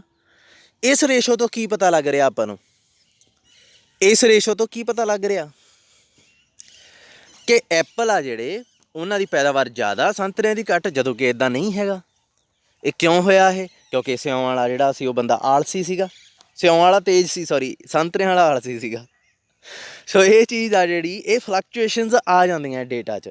ਸੋ ਅਨੋਵਾ ਟੇਬਲ ਆ ਜਿਹੜਾ, ਇਹ ਫਲਕਚੁਏਸ਼ਨਸ ਨੂੰ ਕੈਚ ਕਰ ਲੈਂਦਾ, ਠੀਕ ਆ। ਵੱਡੇ ਲੈਵਲ 'ਤੇ ਜਦੋਂ ਵੀ ਡੇਟਾ, ਕਈ ਸਾਰਿਆਂ ਦਾ ਡੇਟਾ ਇਕੱਠਾ ਕੀਤਾ ਹੁੰਦਾ ਨਾ, ਉਹ ਦੱਸ ਦਿੰਦਾ ਵੀ ਇਹ ਡਿਫਰੈਂਸ ਆ ਜਿਹੜਾ ਆਇਆ ਹੋਇਆ, ਕੀ ਇਹ ਸਿਰਫ ਫਲਕਚੁਏਸ਼ਨ ਕਰਕੇ ਆਇਆ ਹੋਇਆ, ਜਾਂ ਵਾਕਈ ਕੋਈ ਵਜ੍ਹਾ ਹੈ, ਜਾਂ ਵਾਕਈ ਕੋਈ ਸਿਉਆਂ ਦਾ ਬੂਟਾ ਜਿਹੜਾ ਉਹ ਮਰ ਰਿਹਾ। ਜੇ 2:3 ਰੇਸ਼ੋ ਆ ਨਾ ਜਿਹੜੀ, ਉਹ ਜੇ ਗੌਰ ਨਾਲ ਦੇਖਿਓ ਤਾਂ ਇਹਦਾ ਮਤਲਬ ਸਿਓ ਘੱਟ ਆ, ਸੰਤਰੇ ਜ਼ਿਆਦਾ, ਇਹਦਾ ਮਤਲਬ ਸਿਉਆਂ ਦੇ ਬੂਟੇ ਨੂੰ ਕੋਈ ਬਿਮਾਰੀ ਪੈ ਰਹੀ ਆ, ਉਹ ਉੱਗ ਹੀ ਨਹੀਂ ਰਿਹਾ, ਤਾਂ ਹੀ ਉਹਦੀ ਗਿਣਤੀ ਘੱਟ ਆ। ਕੋਈ ਵਜ੍ਹਾ, ਕੋਈ ਸਿਗਨੀਫਿਕੈਂਟ ਰੀਜ਼ਨ ਆ। ਸੋ ਇੱਥੇ ਅਨੋਵਾ ਦੱਸਦਾ ਵੀ ਜਿਹੜੀ ਇਹ ਵਰਾਇਟੀ ਆਈ ਆ ਇਹਨਾਂ 'ਚ ਅੱਡ 'ਚ, ਉਹਦੇ ਪਿੱਛੇ ਕੋਈ ਸੋਲਿਡ ਰੀਜ਼ਨ ਹੈ ਜਾਂ ਨਹੀਂ ਹੈ। ਹੁਣ ਕੁਐਸਚਨ ਪੜ੍ਹੋ ਦੁਬਾਰਾ। ਰੇਸ਼ੋ ਆ ਜਿਹੜੀ ਅਸਲ 'ਚ ਉਹ ਵਰਾਇਟੀ ਹੀ ਦੱਸ ਰਹੀ ਹੈ। ਹੁਣ ਤੁਹਾਨੂੰ ਲੱਗੂਗਾ ਇੱਥੇ ਥੋੜ੍ਹਾ ਜਿਹਾ ਕੈਚ ਹੋਊਗਾ। ਆਹ ਦੇਖੋ, set up analysis of variance table for the following per acre production data of 3 varieties beet each grown on 4 plots state. ਉਹ ਕਹਿੰਦਾ ਦੱਸੋ if the variety difference are significant. ਇਹਦਾ ਮਤਲਬ ਜਦੋਂ ਵੀ ਇਹ ਸਿਗਨੀਫਿਕੈਂਟ ਵਰਡ ਆ ਗਿਆ ਨਾ, ਇਹ ਵਰਡ ਐਸਾ ਜਿਹੜਾ ਜਿਹਦੀ ਆਪਾਂ ਨੂੰ ਲੋੜ ਰਹਿੰਦੀ ਹੈ। ਫਲਕਚੁਏਸ਼ਨ ਤੋਂ ਉਲਟ ਹੁੰਦਾ ਇਹ। ਸਿਗਨੀਫਿਕੈਂਟ ਮਤਲਬ ਵਾਕਈ ਮੀਨਿੰਗਫੁਲ ਕੋਈ ਰੀਜ਼ਨ ਆ, ਕੋਈ ਬਿਮਾਰੀ ਪਈ ਹੋਈ ਆ ਜਿਹਦਾ ਹੱਲ ਲੱਭਣਾ ਪਊਗਾ। ਸੋ ਇੱਥੇ ਕੀ ਆਪਣੇ ਕੋਲ ਡੇਟਾ ਦੇਖੋ ਕੀ ਦਿੱਤਾ ਹੋਇਆ, ਧਿਆਨ ਨਾਲ ਪੜ੍ਹੋ। ਇਹਨਾਂ ਨੇ ਪਰ ਏਕੜ ਪ੍ਰੋਡਕਸ਼ਨ ਡੇਟਾ ਦਿੱਤਾ ਹੋਇਆ। ਕਿਹਦਾ ਦਿੱਤਾ ਹੋਇਆ? ਦੇਖੋ 3 ਤਰ੍ਹਾਂ ਦੀ ਆਪਣੇ ਕੋਲ ਇਹਨਾਂ ਨੇ ਵੀਟ ਉਗਾਈ ਹੋਈ ਆ, 1 2 3। ਇਹ ਕਣਕ ਹੋ ਗਈ ABC, 3 ਟਾਈਪ ਦੀ। ਅਤੇ ਇਹਨਾਂ ਦੀ ਪ੍ਰੋਡਕਸ਼ਨ 'ਚ ਖਾਸ ਫਰਕ ਆ ਰਿਹਾ। ਦੇਖੋ ਕਿਵੇਂ, ਇਹ ਪਹਿਲਾ ਪਲਾਟ ਆ ਇਹ ਪਹਿਲੇ ਆ ਜਿਹੜਾ ਖੇਤ ਆ ਉਹਨੂੰ 1 ਨੰਬਰ ਦੇਤਾ, ਦੂਜੇ ਖੇਤ ਨੂੰ 2, ਤੀਜੇ ਨੂੰ 3, ਚੌਥੇ ਨੂੰ 4, ਇੱਦਾਂ ਨੰਬਰ ਲਾਤੇ। ਪਹਿਲੇ ਖੇਤ 'ਚ ਏ ਦੀ ਪੈਦਾਵਾਰ ਕਿੰਨੀ ਆ 6 ਪਰ ਏਕੜ, ਮੰਨ ਲਓ 6 ਕੁਆਂਟਲ ਆ, ਵੈਸੇ ਇਹਨਾਂ ਨੇ ਦਿੱਤੀ ਨਹੀਂ ਹੋਈ, 6 ਕੁਆਂਟਲ ਮੰਨ ਲਈ ਆਪਾਂ। ਦੂਸਰੇ ਖੇਤ 'ਚ ਏ ਦੀ ਕਿੰਨੀ ਆ 7। ਅੱਛਾ ਜੇ ਚੌਥੇ ਖੇਤ 'ਚ ਸੀ ਦੀ ਦੇਖੋਗੇ ਕਿੰਨੀ ਆ 4। ਸਮਝ ਲੱਗਦੀ ਹੈ ਕਿਵੇਂ ਡੇਟਾ ਦੇਖਣਾ। ਸੋ ਇੱਦਾਂ ਇਹਨਾਂ ਨੇ ਆਪਾਂ ਨੂੰ ਅੱਡ ਅੱਡ ਪ੍ਰੋਡਕਸ਼ਨ ਦੱਸਤੀ ਵੀ ਕਿੰਨੀ ਕਿੰਨੀ ਹੈ। ਹੁਣ ਪ੍ਰੋਬਲਮ ਇਹ ਆ ਵੀ ਆਪਾਂ ਦੇਖਣਾ ਚਾਹੁੰਦੇ ਹਾਂ ਵੀ ਵਾਕਈ ਇਹਨਾਂ 'ਚ ਕੋਈ ਫ਼ਰਕ ਹੈ ਜਾਂ ਜਿਹੜਾ ਡੇਟਾ ਇਕੱਠਾ ਕਰਨ ਵਾਲਾ ਉਹਨੇ ਗਲਤ ਕਰਤੀ, ਕਿ ਇਹ ਮੌਸਮ ਦੀ ਵਜ੍ਹਾ ਕਰਕੇ ਹੀ ਹੋ ਗਿਆ। ਮੌਸਮ ਨਹੀਂ, ਮੌਸਮ ਸਿਗਨੀਫਿਕੈਂਟ ਆ, ਮੌਸਮ ਸਿਗਨੀਫਿਕੈਂਟ ਆ। ਕਈ ਵਾਰੀ ਆਪਾਂ ਕਹਿ ਦਿੰਦੇ ਹਾਂ ਕਿ ਇਹ ਰਾਹ 'ਚ ਏ ਦੀ ਪੈਦਾਵਾਰ ਚੈੱਕ ਕਰਨ ਨੂੰ ਜਿਹੜਾ ਬੰਦਾ ਭੇਜਿਆ ਸੀ ਉਹ ਥੋੜ੍ਹਾ ਜਿਹਾ ਤੇਜ਼ ਆ, ਹੈ ਨਾ, ਉਹ ਥੋੜ੍ਹਾ ਜਿਹਾ ਸੰਭਾਲ ਕੇ ਕਰ ਰਿਹਾ, ਕੈਲਕੂਲੇਸ਼ਨ ਸਹੀ ਕਰਦਾ, ਅਤੇ ਇਹ ਥੋੜ੍ਹਾ ਜਿਹਾ ਨਿਕੰਮਾ, ਇਹ ਉਦੋਂ ਨਿਕੰਮਾ। ਕੀ ਇਹੀ ਵਜ੍ਹਾ ਤਾਂ ਨਹੀਂ ਹੈ ਕਿ ਇਹ ਜਿਹੜੀ ਵੈਰਾਈਟੀ ਆ, ਮੰਨ ਲਓ ਦੇਖੋ 4, ਇੱਕ ਹੋਰ ਫਲਕਚੁਏਸ਼ਨ ਦਾ ਇੱਕ ਹੋਰ ਕਾਰਨ ਆ, ਮੈਂ ਤੁਹਾਨੂੰ ਦੱਸਦਾ ਉਹ ਕੀ ਹੁੰਦਾ।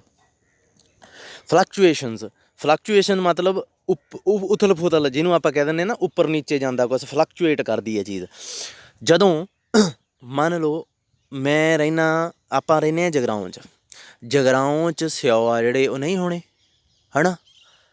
ਮੰਨ ਲਓ ਕੋਈ ਇਹੋ ਜਿਹੀ ਪਲੇਸ ਆ, ਇੱਕ ਬੰਦਾ ਜਿਹੜਾ ਸਿਓ ਚੱਕਣ ਵਾਲਾ ਉਹ ਵੀ ਹਿੰਮਤੀ ਆ, ਸੰਤਰੇ ਗਿਣਨ ਵਾਲਾ ਉਹ ਵੀ, ਸੰਤਰਿਆਂ ਦੇ ਬੂਟੇ ਗਿਣਨ ਵਾਲਾ ਵੀ ਹਿੰਮਤੀ ਆ, ਸਿਓਆਂ ਦੇ ਬੂਟੇ ਗਿਣਨ ਵਾਲਾ ਵੀ ਹਿੰਮਤੀ ਆ। ਪਰ ਪ੍ਰੋਬਲਮ ਕੀ ਆਈ, ਜਿਹੜਾ ਸੰਤਰਿਆਂ ਵਾਲਾ ਉਹ ਤਾਂ ਲੱਗ ਗਿਆ ਜਗਰਾਓਂ 'ਚੋਂ ਕੈਲਕੂਲੇਟ ਕਰਨ। ਹੁਣ ਜਗਰਾਓਂ 'ਚ ਕਿਹੜੇ ਸੰਤਰੇ ਦਿਖਣੇ ਆ, ਅਤੇ ਜਿਹੜਾ ਸਿਓਂ ਵਾਲਾ ਉਹ ਚਲਾ ਗਿਆ ਕਸ਼ਮੀਰ 'ਚ, ਉੱਥੇ ਸਿਓ ਹੀ ਸਿਓ ਆ। ਅੱਛਾ, ਅਤੇ ਡੇਟਾ ਇਕੱਠਾ ਕਰਕੇ ਉਹ ਵਾਪਸ ਆ ਗਏ। ਹੁਣ ਜਗਰਾਓਂ ਵਾਲਿਆਂ ਦੇ ਤਾਂ ਸੰਤਰੇ ਥੁੜ ਗਏ, ਅਤੇ ਜਿਹੜੇ ਆਪਣੇ ਹੈਗੇ ਆ ਕਸ਼ਮੀਰ ਵਾਲੇ ਉਹਨਾਂ ਨੇ ਸਿਓਆਂ ਦੇ ਢੇਰ ਲਾਤੇ। ਪਰ ਅਸਲ 'ਚ ਪ੍ਰੋਡਕਸ਼ਨ ਦੇਸ਼ 'ਚ ਸਿਓਆਂ ਦੀ ਨਹੀਂ ਹੈਗੀ ਉਨੀ। ਸੋ ਕਿਉਂ ਹੋਇਆ, ਇਹਨੂੰ ਕਹਿੰਦੇ ਫਲਕਚੁਏਸ਼ਨ। ਕਿਉਂਕਿ ਇੱਕ ਛੋਟੇ ਜਿਹੇ ਏਰੀਏ 'ਚੋਂ ਆਪਾਂ ਸਾਰਾ ਡੇਟਾ ਇਕੱਠਾ ਕੀਤਾ, ਦੈਟ ਮੀਨਸ ਗਲਤੀ ਤਾਂ ਹੋਊਗੀ ਹੋਈ, ਫਲਕਚੁਏਸ਼ਨ ਤਾਂ ਵਿੱਚ ਰਹਿਣੀ ਹੋਈ ਆ, ਛੋਟੀ ਹੁੰਦੀ ਆ ਕਿਤੇ ਵੱਧ ਹੁੰਦੀ ਆ। ਅੱਛਾ, ਹੋ ਸਕਦਾ ਵੀ ਜਿਹੜਾ ਇਹ ਆ, ਇਹ ਪਹਿਲਾ ਟਰੱਕ ਆ ਗਿਆ ਏ ਦਾ, ਦੂਜਾ ਟਰੱਕ ਆ ਗਿਆ ਬੀ ਦਾ, ਤੀਜਾ ਟਰੱਕ ਆ ਗਿਆ ਸੀ ਦਾ। ਇਹਨੇ ਪੈਦਾਵਾਰ ਦੇਖ ਲਈ ਮੋਗੇ 'ਚੋਂ, ਇਹਨੇ ਲੁਧਿਆਣੇ 'ਚੋਂ, ਇਹਨੇ ਜਗਰਾਓਂ 'ਚੋਂ, ਜਗਰਾਓਂ ਨਹੀਂ ਕੋਈ ਹੋਰ ਲਾਓ, ਫਰੀਦਕੋਟ। ਹੁਣ ਮੰਨ ਲਓ ਕਿ ਇਹ ਜਿਹੜਾ ਲੁਧਿਆਣੇ ਵਾਲਾ, ਇਹ ਮੋਗੇ ਵਾਲਾ, ਇਹ ਫਰੀਦਕੋਟ ਵਾਲਾ। ਹੁਣ ਜਿਹੜਾ ਲੁਧਿਆਣੇ ਦੇ ਲੋਕ ਆ, ਮੰਨ ਲਓ ਉਹ ਏ ਨੂੰ ਘੱਟ ਬੀਜਦੇ ਆ, ਅਤੇ ਇਹਨੇ ਇਕੱਠਾ ਸਾਰਾ ਡੇਟਾ ਲੁਧਿਆਣੇ 'ਚੋਂ ਕਰ ਲਿਆ। ਸਾਰੀ ਏ ਜ਼ਿਆਦਾਤਰ ਇੱਥੇ ਮੋਗੇ 'ਚ ਬੀਜੀ ਜਾਂਦੀ ਸੀ, ਮੋਗੇ 'ਚੋਂ ਹੁਣ ਉਹਨੇ ਬੀ ਵਾਲਾ ਡੇਟਾ ਇਕੱਠਾ ਕਰ ਲਿਆ, ਸੀ ਵਾਲਾ ਮੰਨ ਲਓ ਐਕੂਰੇਟ ਆ। ਸੋ ਇਹ ਇਹਨਾਂ ਨੂੰ ਕਹਿੰਦੇ ਫਲਕਚੁਏਸ਼ਨਸ, ਕਮੀਆਂ। ਆਪਾਂ ਇਹਨੂੰ ਕਹਾਂਗੇ ਵੀ ਭਾਈ ਤੂੰ ਏ ਡੇਟਾ ਜਿਹੜਾ ਇਕੱਲਾ ਲੁਧਿਆਣੇ 'ਚੋਂ ਦੇਖਿਆ, ਤੂੰ ਮੋਗੇ 'ਚ ਵੀ ਜਾ, ਹੁਣ ਮੋਗੇ 'ਚ ਵੀ ਦੇਖ, ਫਿਰ ਪਤਾ ਲੱਗੂਗਾ। ਫਿਰ ਇਹਨੂੰ ਕਹਾਂਗੇ ਭਾਈ ਮੋਗੇ ਤੋਂ ਗਾਂਹ ਤੂੰ ਫਰੀਦਕੋਟ ਵੀ ਜਾਏਗਾ, ਫਿਰ ਏ ਦਾ ਡੇਟਾ ਲੈ ਕੇ ਆ, 3 ਟਰੱਕ ਲੈ ਕੇ ਆ ਏ ਦੇ, ਇੱਕ ਹੋਰ, ਫਿਰ ਦੇਖੀਏ ਵੇਰੀਏਸ਼ਨ ਕਿੰਨੀ। ਫਿਰ ਜਦੋਂ ਫਰੀਦਕੋਟ ਜਾ ਵੜਿਆ, ਆਪਾਂ ਕਹਾਂਗੇ ਸਾਰੇ ਪੰਜਾਬ 'ਚੋਂ ਏ ਦੇ ਦੇਖ ਕੇ ਆ, ਫਿਰ ਉਹ ਲੈ ਆਊਗਾ, ਹੋਰ ਟਰੱਕ ਲੈ ਆਊਗਾ। ਫਿਰ ਉਹਨੂੰ ਕਹਾਂਗੇ ਸਾਰੇ ਇੰਡੀਆ 'ਚੋਂ ਦੇਖ ਕੇ ਆ, ਚਲੋ ਮੰਨ ਲਓ ਸਾਰੇ ਟਰੱਕ ਇਕੱਠੇ ਕਰਕੇ ਏ ਦਾ ਢੇਰ ਲਾ ਲਿਆ। ਸਿਮਿਲਰਲੀ ਫਿਰ ਉਹਨੂੰ ਕਹਾਂਗੇ ਚੱਲ ਹੁਣ ਸਾਰੇ ਇੰਡੀਆ 'ਚੋਂ ਬੀ ਦਾ ਲਾ, ਸਿਮਿਲਰਲੀ ਚੱਲ ਉਹਨੂੰ ਕਹਾਂਗੇ ਸਾਰੇ ਇੰਡੀਆ 'ਚੋਂ ਸੀ ਦਾ ਲਾ। ਹੁਣ ਵੇਰੀਏਸ਼ਨ ਦੇਖ ਲਓ, ਸਹੀ ਤਾਂ ਇਹ ਆ, ਸਹੀ ਤਾਂ ਇਹ ਆ ਰਾਜੇ, ਇਹਦੇ ਇਸ ਡਾਟਾ 'ਚ ਕੋਈ ਫਲਕਚੁਏਸ਼ਨ ਨਹੀਂ ਹੈ। ਹੁਣ ਸਾਰੇ ਇੰਡੀਆ 'ਚ ਜਿਹੜਾ ਛੋਟੇ ਛੋਟੇ ਰੀਜਨ 'ਚੋਂ ਇਕੱਠਾ ਕੀਤਾ, ਇਹਨਾਂ 'ਚ ਤਾਂ ਹੁੰਦੀ ਕੋਈ ਆ। ਹੁਣ ਆਪਾਂ ਦੇਖਣੀ ਆ ਵੀ ਜਦੋਂ ਏ ਦੀ ਪੈਦਾਵਾਰ ਘਟੀ ਆ, ਬੀ ਦੀ ਘਟੀ ਆ, ਦੇਖੋ ਜੇ ਦੇਖਿਆ ਜਾਵੇ ਨਾ ਇੱਥੇ ਗੌਰ ਨਾਲ ਆਪਾਂ ਨੂੰ ਕੀ ਲੱਗਦਾ ਇੱਥੇ ਦੇਖ ਕੇ ਵੀ ਇਹਦੇ ਏ ਦੀ ਜ਼ਿਆਦਾ ਪਹਿਲੇ ਪਲਾਟ 'ਚ, ਹੈ ਨਾ 6, ਪਰ ਭੁਲੇਖਾ। ਕੀ ਤੁਸੀਂ ਇੱਥੋਂ ਡਿਸੀਜਨ ਸੁਣਾ ਸਕਦੇ ਹੋ ਵੀ ਏ ਦੀ ਪੈਦਾਵਾਰ, ਏ ਕਿਸਮ ਦੇ ਜਿਹੜੇ ਬੀ ਆ ਉਹਨਾਂ ਦੀ ਪੈਦਾਵਾਰ ਸਾਰੇ ਇੰਡੀਆ 'ਚ ਹੀ ਜ਼ਿਆਦਾ ਹੋਊਗੀ? ਸੁਣਾ ਸਕਦੇ ਹੋ ਡਿਸੀਜਨ? ਇਹ ਆਪਾਂ ਕਦੇ ਵੀ ਨਹੀਂ ਸੁਣਾ ਸਕਦੇ ਰਾਜੇ। ਇਹ ਕਿਉਂ? ਫਲਕਚੁਏਸ਼ਨ ਆ। ਹੋ ਸਕਦਾ ਜਿਹੜਾ ਇੱਥੇ ਪਹਿਲਾ ਪਲਾਟ ਆ A1, ਇਹ ਕਿਸੇ ਐਸੀ ਜਗ੍ਹਾ 'ਤੇ ਹੋਵੇ ਜਿੱਥੇ ਉਹਨੂੰ ਪਾਣੀ ਪੂਣੀ ਵਧੀਆ ਮਿਲ ਗਿਆ, ਉਹਦੀ ਧਿਆਨ ਜ਼ਿਆਦਾ ਹੋ ਗਈ, ਜਾਂ ਉੱਥੋਂ ਦੀ ਮਿੱਟੀ ਬਹੁਤ ਉਪਜਾਊ ਸੀਗੀ ਤਾਂ ਕਰਕੇ ਉਹ ਜ਼ਿਆਦਾ ਉੱਗ ਗਿਆ ਏ। ਇੱਕ ਇਹੋ ਜਿਹੇ ਵੀ ਤਾਂ ਪਲਾਟ ਹੈ ਨਾ ਜਿੱਥੇ ਆ ਦੇਖੋ 3, ਤੀਜੇ ਪਲਾਟ 'ਚ ਤਾਂ ਉਹ 3 ਹੀ ਉੱਗਿਆ, 3 ਕੁਆਂਟਲ। ਉੱਥੇ ਕੀ ਹੋ ਗਿਆ ਫਿਰ? ਜੇ ਬੀ ਦੀ ਕੁਆਲਿਟੀ ਇੰਨੀ ਵਧੀਆ ਸੀ ਫਿਰ ਉੱਥੇ ਵੀ ਵੱਧ ਉੱਗਦਾ। ਇਹਦਾ ਮਤਲਬ ਬੀ ਦੀ ਕੁਆਲਿਟੀ 'ਚ ਨਹੀਂ, ਕੋਈ ਹੋਰ ਚੱਕਰ ਆ। ਜਾਂ ਤਾਂ ਉਹਨੂੰ ਪਾਣੀ ਪੂਣੀ ਵਧੀਆ ਮਿਲਦਾ ਵਾ, ਜਾਂ ਉਹਦਾ ਮਾਲਕ ਧਿਆਨ ਨਾ ਕਰਦਾ ਵਾ, ਜਾਂ ਇਹ ਵੀ ਹੋ ਸਕਦਾ ਵੀ ਇਹ ਡੇਟਾ ਕਿਸੇ ਬਹੁਤ ਛੋਟੀ ਜਗ੍ਹਾ ਤੋਂ ਇਕੱਠਾ ਕਰਕੇ ਆਪਣੇ ਮੂਹਰੇ ਸੁੱਟਤਾ। ਸਮਝ ਲੱਗੀ? ਆਲ ਇੰਡੀਆ 'ਚ ਹੋ ਸਕਦਾ ਨਤੀਜੇ ਬਦਲ ਜਾਣ। ਠੀਕ ਆ। ਹੁਣ ਭੁੱਖਮਰੀ ਹੈ ਜਿਹੜੀ, ਮੰਨ ਲਓ ਬਿਹਾਰ 'ਚ ਭੁੱਖਮਰੀ ਪੈਂਦੀ ਆ, ਇੱਕ ਪਿੰਡ 'ਚ ਜਾ ਕੇ ਤੁਸੀਂ 10 ਬੰਦਿਆਂ ਤੋਂ ਪੁੱਛਿਆ ਵੀ ਕਿਆ ਆਪ ਮਤਲਬ ਅੱਜ ਆਪ ਕੋ ਰੋਟੀ ਮਿਲੀ ਕਿ ਨਹੀਂ ਮਿਲੀ, ਹੈ ਨਾ? ਉਹ ਬੰਦੇ ਕਹਿਣਗੇ ਨਹੀਂ। ਇਹਦਾ ਮਤਲਬ ਇਹਦੇ ਥੋੜ੍ਹੀ ਹੈ ਵੀ ਸਾਰੇ ਇੰਡੀਆ 'ਚ ਰੋਟੀ ਨਹੀਂ ਮਿਲ ਰਹੀ। ਸਮਝ ਲੱਗਦੀ? ਥੋੜ੍ਹਾ ਜਿਹਾ ਡੇਟਾ ਜਿਹੜਾ ਉਹਦੇ 'ਚ ਹਮੇਸ਼ਾ ਐਰਰ ਹੁੰਦਾ ਹੀ ਆ। ਚਲੋ ਕੈਲਕੂਲੇਟ ਕਿਵੇਂ ਕਰਨਾ ਇਹਨੂੰ? ਸਭ ਤੋਂ ਪਹਿਲਾਂ ਰਾਜੇ ਇਹਦੇ 'ਚ ਇੱਕ ਦੋ ਗੱਲਾਂ ਆਉਣਗੀਆਂ। ਮੀਨ x1 ਉਹ ਪਹਿਲੇ ਸੈਂਪਲ ਨੂੰ ਰੀਪ੍ਰਜੈਂਟ ਕਰਦਾ, x2 ਦੂਸਰੇ ਨੂੰ, x3 ਤੀਸਰੇ ਨੂੰ। ਅਤੇ x1 ਪਹਿਲੇ ਸੈਂਪਲ ਦਾ ਮੀਨ x1 ਮੀਨ, ਦੂਸਰੇ ਦਾ x2 ਮੀਨ, ਤੀਸਰੇ ਦਾ x3 ਮੀਨ, ਇਹ ਲਿਖਿਆ ਹੋਇਆ। ਹੁਣ ਦੇਖੋ ਪਹਿਲਾ ਜਿਹੜਾ ਕਿਹਨੂੰ ਮੰਨ ਰਿਹਾ ਹੈ, ਇਹ ਜਿਹੜੀਆਂ ਸਾਰੀਆਂ ਵੈਲਿਊਜ਼ ਆ ਨਾ, ਇਹਨੂੰ x1 ਮੰਨ ਰਿਹਾ ਹੈ, x1 ਦੀਆਂ ਵੈਲਿਊਜ਼, ਇਹ x2 ਦੀਆਂ ਵੈਲਿਊਜ਼, ਇਹ x3 ਦੀਆਂ ਵੈਲਿਊਜ਼। ਫਿਰ x1 ਦਾ ਮੀਨ ਦੱਸੋ ਕਿਵੇਂ ਆਊਗਾ? 6, ਦੂਜੀ ਵੈਲਿਊ ਕੀ ਆ 7, ਤੀਜੀ ਵੈਲਿਊ ਕੀ ਆ 3, ਲਾਸਟ ਵਾਲੀ ਵੈਲਿਊ ਕੀ ਆ 8। ਸਾਰੀਆਂ ਨੇ ਜੋੜਿਆ ਕਿੰਨੀਆਂ ਕੁੱਲ? ਇਹ 4। ਸੋ 4 'ਤੇ ਡਿਵਾਈਡ ਕਰਤਾ, ਸੋ ਆ ਗਈ ਵੈਲਿਊ 6। ਸੋ ਪਹਿਲੇ ਦਾ ਮੀਨ ਆ ਗਿਆ ਇਹਦਾ 6, ਦੂਜੇ ਦਾ ਮੀਨ ਕੈਲਕੂਲੇਟ ਕਰੋ 5, ਲਾਸਟ ਵਾਲੇ ਦਾ ਮੀਨ 4। ਸੋ ਸਾਰੇ ਮੀਨ ਇਕੱਠੇ ਕਰਨੇ ਆ ਪਹਿਲਾਂ ਤਾਂ ਆਪਾਂ। ਜਦੋਂ ਮੀਨ ਕੈਲਕੂਲੇਟ ਹੋ ਗਏ ਉਸ ਤੋਂ ਬਾਅਦ ਇੱਕ ਸਾਰਿਆਂ ਦਾ ਜੁਆਇੰਟ ਮੀਨ ਕੱਢਣਾ। ਕੀ ਆ? ਉਹਨੂੰ ਕਹਿੰਦੇ ਆ ਮੀਨ ਦਾ ਮੀਨ। ਦੇਖੋ ਕਿਵੇਂ, ਆਹ ਦੇਖੋ 3 ਮੀਨ ਆ ਗਏ ਨਾ, ਪਹਿਲਾ ਦੂਜਾ ਤੀਜਾ, ਤਿੰਨਾਂ ਨੂੰ ਜੋੜਤਾ ਅਤੇ 3 'ਤੇ ਡਿਵਾਈਡ ਕਰਤਾ। ਕਿਉਂ? ਕਿਉਂਕਿ ਇਹ 3 ਸੀਗੇ। ਇਹ ਜਿਹੜਾ K ਆ ਨਾ, ਇਹ ਕਾਲਮ ਦੀ ਗਿਣਤੀ ਹੁੰਦੀ ਆ। ਦੇਖੋ ਕਾਲਮ ਕਿੰਨੇ ਆ? 1 2 3। ਠੀਕ ਹੈ। ਸੋ ਇਹ ਚੀਜ਼ ਦਾ ਧਿਆਨ ਰੱਖਿਓ। ਸੋ ਮੀਨ ਕੱਢਤਾ ਓਬਵੀਅਸਲੀ, ਕਿਉਂਕਿ ਇਹ 3 ਆ ਤਾਂ 3 'ਤੇ ਹੀ ਡਿਵਾਈਡ ਕਰਾਂਗੇ, ਇਹ ਤਾਂ ਸੋਚਣ ਦੀ ਲੋੜ ਹੀ ਨਹੀਂ ਕਾਲਮ ਖੋਲਮ। ਸੋ ਇਹ ਜੁਆਇੰਟ ਮੀਨ ਕਿੰਨਾ ਆ ਗਿਆ? 5। ਉਸ ਤੋਂ ਬਾਅਦ ਇਹ ਮੇਨ ਚੀਜ਼ ਆ, ਇੱਕ SS ਬਿਟਵੀਨ ਅਤੇ SS ਵਿਦਨ। ਇਹ ਕੀ ਹੁੰਦਾ? SS ਮਤਲਬ ਹੁੰਦਾ sum of square. Sum of square between sample, sum of square within sample. ਪਹਿਲਾਂ ਇਹ ਸਮਝ ਲਓ ਵੀ ਇਹ ਕੈਲਕੂਲੇਟ ਕਿਵੇਂ ਕਰਨਾ। ਤੁਹਾਨੂੰ ਇੰਨਾ ਸਮਝਣ ਦੀ ਲੋੜ ਹੀ ਨਹੀਂ ਵੀ ਇਹ ਹੁੰਦਾ ਕੀ ਆ। ਬਸ ਇਹ ਆ ਰਾਜੇ, ਇੱਕ ਤਾਂ ਹੁੰਦਾ ਬਿਟਵੀਨ ਸੈਂਪਲ। ਦੇਖੋ ਮੇਰੀ ਗੱਲ ਸੁਣੋ, ਆਪਣਾ ਇੱਕ ਸਾਇੰਸ ਕਾਲਜ ਆ, ਇੱਕ LRDAV ਕਾਲਜ ਆ। ਹੁਣ ਤੁਹਾਡੇ ਸਟੂਡੈਂਟ ਆ ਜਿਹੜੇ, ਮੰਨ ਲਓ ਮੈਂ ਕਹਿੰਦਾ ਵੀ ਆਪਣੇ ਸਾਇੰਸ ਕਾਲਜ ਦੇ ਸਟੂਡੈਂਟਸ ਦੀ ਹਾਈਟ ਮੇਜਰ ਕਰਨੀ ਆ। ਮੈਂ ਦੇਖਣਾ ਵੀ ਕਿੰਨੇ ਵੇਰੀ ਕਰਦੇ ਆ ਸਾਇੰਸ ਕਾਲਜ ਦੇ ਸਟੂਡੈਂਟਸ ਆ ਜਿਹੜੇ, ਉਹਨਾਂ ਦੀ ਹਾਈਟ 'ਚ ਕਿੰਨੀ ਵੇਰੀਏਸ਼ਨ ਆ। ਆਪਾਂ ਨੂੰ ਮਿਲਣਗੇ, ਇੱਕ ਬੱਚਾ 4 ਫੁੱਟ ਦਾ ਮਿਲੂਗਾ, ਕੋਈ 6 ਫੁੱਟ ਦਾ ਮਿਲੂਗਾ, ਕੋਈ 5 ਫੁੱਟ ਦਾ ਮਿਲੂਗਾ। ਅਤੇ ਇਹ ਕੀ ਕੀਤਾ ਆਪਾਂ ਇੱਕ ਸੈਂਪਲ ਆਪਣੇ ਕੋਲ ਸਾਇੰਸ ਕਾਲਜ ਦਾ, ਉਹਦੇ 'ਚ ਡੇਟਾ ਕੀ ਆ? ਸਟੂਡੈਂਟ ਚੈੱਕ ਕੀ ਕਰ ਰਹੇ ਆ? ਵੇਰੀਏਸ਼ਨ ਕਾਹਦੇ 'ਚ? ਹਾਈਟ 'ਚ। ਫਿਰ ਕਿੱਥੇ ਰਹੇ ਆ? ਸੈਂਪਲ ਦੇ ਅੰਦਰ। ਸੋ ਇਹ ਕੀ ਹੋ ਗਿਆ? SS ਵਿਦਨ ਦਾ ਸੈਂਪਲ, ਇਨਸਾਈਡ, ਅੰਦਰ। ਅੱਛਾ ਹੁਣ ਕੀ ਹੋਇਆ? ਮੈਂ ਕਿਹਾ ਐਂ ਕਰੋ, ਹੁਣ LRDAV ਕਾਲਜ ਚੱਲੋ, ਸਾਇੰਸ ਕਾਲਜ ਦੇ ਸਟੂਡੈਂਟਸ ਅਤੇ LRDAV ਦੇ ਕਾਲਜ ਦੇ ਸਟੂਡੈਂਟਸ, ਇਹਨਾਂ ਦੋਹਾਂ ਦੀ ਹਾਈਟ ਕੰਪੇਅਰ ਕਰੋ। ਹੁਣ ਦੇਖੋ ਸਾਇੰਸ ਕਾਲਜ ਇੱਕ ਅੱਡ ਸੈਂਪਲ ਆ, LRDAV ਕਾਲਜ ਇੱਕ ਅੱਡ ਸੈਂਪਲ ਆ। ਕੰਪੇਅਰ ਕੀ ਕਰਨਾ? ਸਾਇੰਸ ਕਾਲਜ ਦੇ ਸਟੂਡੈਂਟਸ ਨੂੰ DAV ਕਾਲਜ ਦੇ ਸਟੂਡੈਂਟਸ ਦੀ ਹਾਈਟ ਨਾਲ। ਸੋ ਇਹ ਬਿਟਵੀਨ ਆ ਗਿਆ, ਦੋ ਸੈਂਪਲਸ ਦੇ ਬਿਟਵੀਨ ਦਾ ਕੰਪੈਰੀਜ਼ਨ। ਹੁਣ ਸੈਂਪਲ ਦੇ ਅੰਦਰ ਨਹੀਂ ਕੁਛ ਕਰਨਾ ਆਪਾਂ ਆਪਦੇ ਸਟੂਡੈਂਟਸ ਨੂੰ ਤਾਂ ਐਂ ਕਹਿਣਾ ਵੀ ਅਸੀਂ ਤਾਂ ਲੰਮੇ ਆ, ਸਾਡੇ ਸਟੂਡੈਂਟ ਤਾਂ ਅਸੀਂ ਇੱਟਾਂ 'ਤੇ ਖੜਾ ਵੱਡੇ ਕਰ ਦਿੰਦੇ ਆ। ਆਪਾਂ ਨੂੰ ਅੰਦਰੋਂ ਅੰਦਰ ਹੀ ਭਾਵੇਂ ਪਤਾ ਵਿਦਨ ਕੀ ਹੋ ਰਿਹਾ ਇਹ ਪਤਾ, ਪਰ ਆਪਾਂ ਬਿਟਵੀਨ ਦੀ ਗੱਲ ਕਰ ਰਹੇ ਹਾਂ। ਹੁਣ 2 ਸਾਇੰਸ ਕਾਲਜ ਦੇ ਅਤੇ 2 ਮੈਂ ਚੱਕੂੰਗਾ DAV ਕਾਲਜ ਦੇ ਸਟੂਡੈਂਟਸ, 2 ਸਾਇੰਸ ਕਾਲਜ ਦੇ ਚੱਕੂੰਗਾ। ਦੋਨਾਂ ਦੀ ਹਾਈਟ ਮੈਂ ਕਹੂੰਗਾ ਦੇਖੋ ਆਹ ਸਾਡੇ 2 ਮੁੰਡੇ ਲੰਮੇ ਆ, ਉਹ ਆਪਦੇ 2 ਮੁੰਡੇ ਲਿਆਓ, ਉਹ ਕਹਿਣਗੇ ਆਹ ਦੇਖੋ ਸਾਡੇ 2 ਮੁੰਡੇ ਲੰਮੇ ਆ।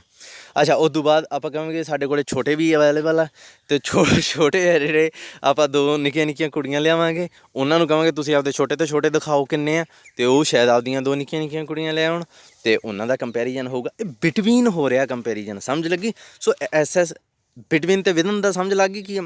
ਹੁਣ ਇਹ ਜਿਹੜਾ ਹੈ ਫਿਲਹਾਲ ਜਿਹੜੀ ਮੈਂ ਐਗਜ਼ਾਮਪਲ ਦਿੱਤੀ ਆ ਉਹਦੇ 'ਚ ਆਪਾਂ ਸਮ ਆਫ ਸਕੇਅਰ ਨਹੀਂ ਕੀਤਾ, ਇੱਥੇ ਬਿਟਵੀਨ ਅਤੇ ਵਿਦਨ ਦਾ ਮਤਲਬ ਸਮਝਾਇਆ। ਪਰ ਇੱਥੇ ਆਪਾਂ ਸਮ ਆਫ ਸਕੇਅਰ ਵੀ ਕਰਨਾ, ਉਹ ਤੁਹਾਨੂੰ ਮੈਂ ਦੱਸਦਾ ਕਿਉਂ। ਸਮ ਕਿੱਥੇ ਆ, ਆਹ ਦੇਖੋ ਐਸ ਬਿਟਵੀਨ ਕੈਲਕੂਲੇਟ ਕਰਨਾ। ਸਮ ਦੇਖੋ ਆ ਪਿਆ ਨਾ, ਜੋੜ ਨਹੀਂ ਦਿੰਦਾ ਵਿੱਚ, ਇਹ ਸਮ ਹੀ ਆ।